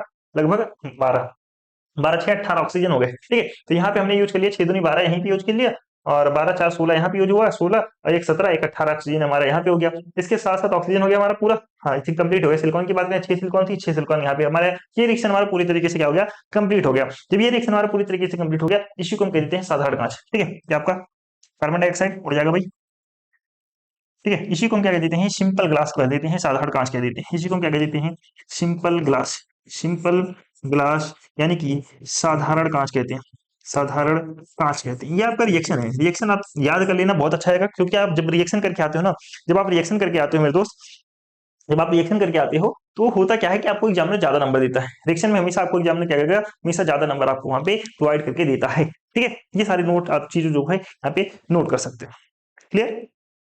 चलिए, ये सारी चीज हो गई। यहाँ पे आप 6 SiO2 की जगह फिर 5 SiO2 भी आप जो है यहाँ पे यूज कर सकते हो, कोई दिक्कत नहीं है। आपका साधारण कांच यहाँ पे आपका पूरी तरीके से तैयार हो गया। चलिए, एक दो टॉपिक और बच गया आपका, जैसे कि टेम्परिंग ऑफ ग्लास क्या होता है, कांच का टेम्परिंग क्या होता है, इसको समझ लेना। कांच का टेम्परिंग का मतलब क्या है, देखो कांच अगर आपका गर्म, कांच अगर आपका गर्म है, उस कांच, गर्म कांच को हम क्या करते हैं, ठंडे तेल में, अगर हम उसको ठंडे तेल में डुबोने पर, क्या समझो, ठंडे तेल में अगर हम उसको डुबोए, कांच अगर आपका गर्म है, गर्म का जो कांच का बर्तन, ठीक है, या फिर कह सकते हो कि गर्म कांच का जो बर्तन है, ठीक है, गर्म कांच का बर्तन जो है, कांच के गर्म पात्र को यानी कि कांच के गर्म बर्तन को यदि ठंडे तेल में डुबोए, ठीक है, ठंडे तेल में अगर हम डुबोए, तो जो आपका बर्तन है, तो जो बर्तन है, उस बर्तन का बाहरी सतह, बाहरी सरफेस, जो आउटर सरफेस है, वो क्या हो जाता है, सिकुड़ कर सख्त हो जाती है, सिकुड़ कर क्या हो जाती है, हार्ड हो जाती है, सॉलिड हो जाती है, सख्त हो जाती है। जबकि उसके अंदर की परत, बाहरी परत कैसी हो गई, सिकुड़ के सख्त हो गई, जबकि उसके अंदर की परत जो गई, उसके अंदर का जो लेयर होगा, उस पे क्या होता है, खिंचाव रहता है, क्या रहता है, उसको खिंचाव रहता है। तो इस प्रोसेस में, इसी प्रोसेस को हम क्या कहते हैं, कांच की टेम्परिंग कहते हैं। इसी प्रोसेस को हम क्या कहते हैं, इसी प्रोसेस को हम क्या कहते हैं, कांच की टेम्परिंग कहते हैं। ध्यान समझो, कांच की टेम्परिंग का सिंपल सा मतलब ये है कि जो कांच का गर्म बर्तन है, कांच का गर्म बर्तन है, हम उसको ठंडे तेल में डुबो दें। कांच के गर्म बर्तन को अगर हम ठंडे तेल में डुबोते हैं, तो उस बर्तन का जो बाहरी सतह होता है, वो सिकुड़ कर क्या हो जाएगा, सिकुड़ कर, बाहर से सिकुड़ कर क्या हो जाता है, हार्ड हो जाता है, सख्त हो जाता है। जबकि उसके अंदर की सतह होगी, जबकि उस बर्तन के अंदर की जो सतह होगी, उस पर खिंचाव रहता है। इसी प्रोसेस को हम क्या कहते हैं, कांच की टेम्परिंग कहते हैं। कांच की टेम्परिंग का मतलब यहाँ पे आपको समझ में आ गया, ठीक है, ये चीज होता है। लेकिन इससे होता क्या है, इससे ये होता है कि आपका कांच है ना, वो बहुत ज्यादा आपका हार्ड, और इसके साथ साथ बहुत ज्यादा आपका जो है प्रबल हो जाता है, यानी कि हार्ड हो जाता है, यानी कि बहुत ज्यादा आपका क्या हो जाता है, जो कांच है आपका दृढ़ और प्रबल बन जाता है। कांच आपका क्या हो जाता है, बहुत ज्यादा दृढ़ और प्रबल हो जाता है, ठीक है। कांच आपका क्या हो जाता है, बहुत ज्यादा स्ट्रॉन्ग। प्रबल का मतलब यहाँ पे स्ट्रॉन्ग, प्रबल का मतलब क्या है, यहाँ पे प्रबल का मतलब है स्ट्रॉन्ग, ठीक है, स्ट्रॉन्ग। और यहाँ पे दृढ़ का मतलब होता है हार्ड। क्या हो जाता है, दृढ़ का मतलब होता है हार्ड, यानी कि कांच जो आपका बहुत ज्यादा हार्ड और स्ट्रांग हो जाता है। जब आप पृष्ठ को तोड़ते हैं, जब आप सरफेस को तोड़ते हैं, तो वह कांच जो है टुकड़ों में बिखर जाता है। कहने का मतलब यह है कि जब कांच को तोड़ोगे, जब आप उसको कांच को तोड़ोगे, तो आपका कांच जो है कैसा हो जाएगा, कांच आपका टुकड़ों में बिखर जाएगा। फॉर एग्जाम्पल मैंने आपको आपने देखा है, आपके घर में जो आईना रहता है, आईना, आपके घर में जो आईना रहता है, वो आपका गलती से अगर टूट जाता है गिर के, तो कितने भागों में टूटता है, ज्यादा से ज्यादा 3 4 5 6 10, ठीक है। यानी कहने का मतलब क्या, वो एक साइज से टूटा है, बहुत छोटे छोटे टुकड़ों में टूट जाता है, नहीं। लेकिन आपने देखा है सड़कों पे एक्सीडेंट होते देखा है, जब सड़कों पे एक्सीडेंट होते हैं, तो वहां पे क्या होता है, किसी बस का, ठीक है, या फिर किसी फोर व्हीलर का, जब उसके ग्लास टूटते हैं, उसके जो कांच टूटते हैं, आपने देखा सड़कों पे ऐसे बिखरे हुए रहते हैं, छोटे छोटे दानों के रूप में, ठीक है। वो जो छोटे छोटे दानों के रूप में बिखरे हुए रहते हैं ना, वही आपके टेम्पर्ड ग्लास होते हैं, उसी ग्लास की टेम्परिंग की जाती है, ठीक है। उसी को क्या कहते हैं, ग्लास की टेम्परिंग वाली ग्लास रहती है। तो यहाँ पे देखो, ये आपके एनिल ग्लास, ठीक है, एनिल ग्लास होते हैं कौन से, जो आपके नॉर्मल कांच होते हैं, नॉर्मल कांच को हम क्या कहते हैं, एनिल ग्लास कहते हैं। और जो आपको छोटे छोटे टुकड़ों में टूट जाए, छोटे छोटे टुकड़ों में टूट जाए, वो आपको क्या कहते हैं, टेम्पर्ड ग्लास कहते हैं। कुछ इस तरीके छोटे छोटे टुकड़ों में टूट करके आप देखा होगा सड़कों पर गिरे रहते हैं, ठीक है, उसे टेम्पर्ड ग्लास कहते हैं। लेकिन कुछ ऐसे कांच भी होते हैं, आपने देखा होगा कि वो कांच, जैसे कि आपका फोर व्हीलर हो गया कोई सा, जब फोर व्हीलर होता है, आगे वाली जो कांच रहती है, आगे वाली जो कांच रहती है मोस्टली कैसी रहती है, वो लेमिनेटेड ग्लास रहती है, यानी कि अगर आप उसको तोड़ते भी हो ना, तो कांच क्या रहेगा, एक तरीके से उसी में चिपका रहेगा, टूट के गिरता भी नहीं है, उसी में चिपका रहता है टूटने के बाद भी, ठीक है। उसको क्या कहते हैं, लेमिनेटेड ग्लास कहते हैं, यानी कि टूटने के बाद भी आपको जो है उसी में चिपका रहेगा, एक साथ जो है जुड़ा हुआ रहेगा, लेकिन दिखेगा आपको टूटा हुआ, लेकिन जुड़ा रहेगा उसमें साथ में, ठीक है। उसको लेमिनेटेड ग्लास कहते हैं। टूट करके कई छोटे छोटे हिस्सों में सेम साइज में टूट करके बिखर जाता है, हम उसे क्या कहते हैं, टेम्पर्ड ग्लास कहते हैं। जो आपका एनुअल ग्लास होता है वो कई टुकड़ों में बिखर जाता है, लेकिन उसका कोई साइज वगैरह फिक्स नहीं रहता, ठीक है, इस तरीके का। आई होप आपको समझ में आ गया होगा कांच की टेम्परिंग क्या करते हैं। अब बात करते हैं इंडस्ट्रियल एप्लीकेशन ऑफ ग्लास। कांच का यूज कहाँ पे करते हैं, तो डिफरेंट टाइप्स के जितने भी लेबोरेटरी रहते हैं, प्रयोगशाला रहते हैं, उनमें आपका जो है काम आने वाले अनेक उपकरण बनाने में आपका जो है ग्लास का यूज किया जाता है। इसके अलावा आपकी औषधि उद्योग में, तो आपके औषधि उद्योग हो गए, ठीक है, उनमें दवाइयों को रखने के लिए बोतल बनाया जाता है, शीशी बनाने में या फिर थर्मामीटर इत्यादि बनाने में आपको जो है उस कांच का यूज किया जाता है। इसके अलावा यातायात के जितने भी साधन हो गए, जैसे कार, बस, रेल तथा वायुयान, इन सब में प्रयोग होने वाला जो शीशा रहता है, क्या रहता है, जो ग्लास होता है, शीशा होता है, उस चीज को बनाने में आपके जो है कांच का यूज किया जाता है। इसके अलावा जो चश्मे के शीशे हो गए, या फिर आपके फेस देखने वाले शीशा हो गया, या फिर आपका जो लेंस हो गया, इसमें भी ग्लास ही होता है, ठीक है। भवन निर्माण में खिड़की तथा दरवाजे में शीशे का यूज किया जाता है। रसोई के सामान में, सजावट के सामान में, या फिर घड़ी हो गया, फर्नीचर हो गया, इन सब में भी आपका जो है शीशा जो है यूज में लिया जाता है। ओके, आई होप आपको समझ में आ गया होगा ग्लास भी क्या होता है, पूरी तरीके से मैंने आपको समझाया, एक भी टॉपिक मैंने आपको चैप्टर में छोड़ा ही नहीं है, सारे टॉपिक्स मैंने आपको कवर किए हैं। तो यहाँ पे आपका ये जो थर्ड चैप्टर यूनिट था आपका इस सब्जेक्ट का, पूरी तरीके से यहाँ पे कंप्लीट होता है। देखो सारी चीजें मैंने कवर किया है, सारी चीजें जितनी भी चीजें मैंने आपको बताई थी इस चैप्टर में, सारी की सारी चीजें मैंने कवर किया है। पॉलीमर क्या होता है, मोनोमर क्या होता है, होमो एंड कोपॉलीमर क्या होता है, पॉलीमराइजेशन क्या होता है, डिग्री ऑफ पॉलीमराइजेशन क्या होता है, simple reactions involved in preparation and their applications of thermoplastic and thermosetting plastic, ठीक है। थर्मोसेटिंग प्लास्टिक क्या होता है, थर्मोप्लास्टिक और थर्मोसेटिंग प्लास्टिक क्या होता है, दोनों में डिफरेंस मैंने आपको बताया। और पीवीसी क्या होता है, पीएस क्या होता है, पीटीएफई, नाइलॉन 6 बेकेलाइट क्या होता है, इन सबको बताया। इसके साथ साथ इसके फार्मूले के साथ वहां पे रिएक्शंस भी मैंने आपको फिगर के रूप में वहां पे आपको मैंने दिखाए हुए थे, उसे जरूर याद कर लेना।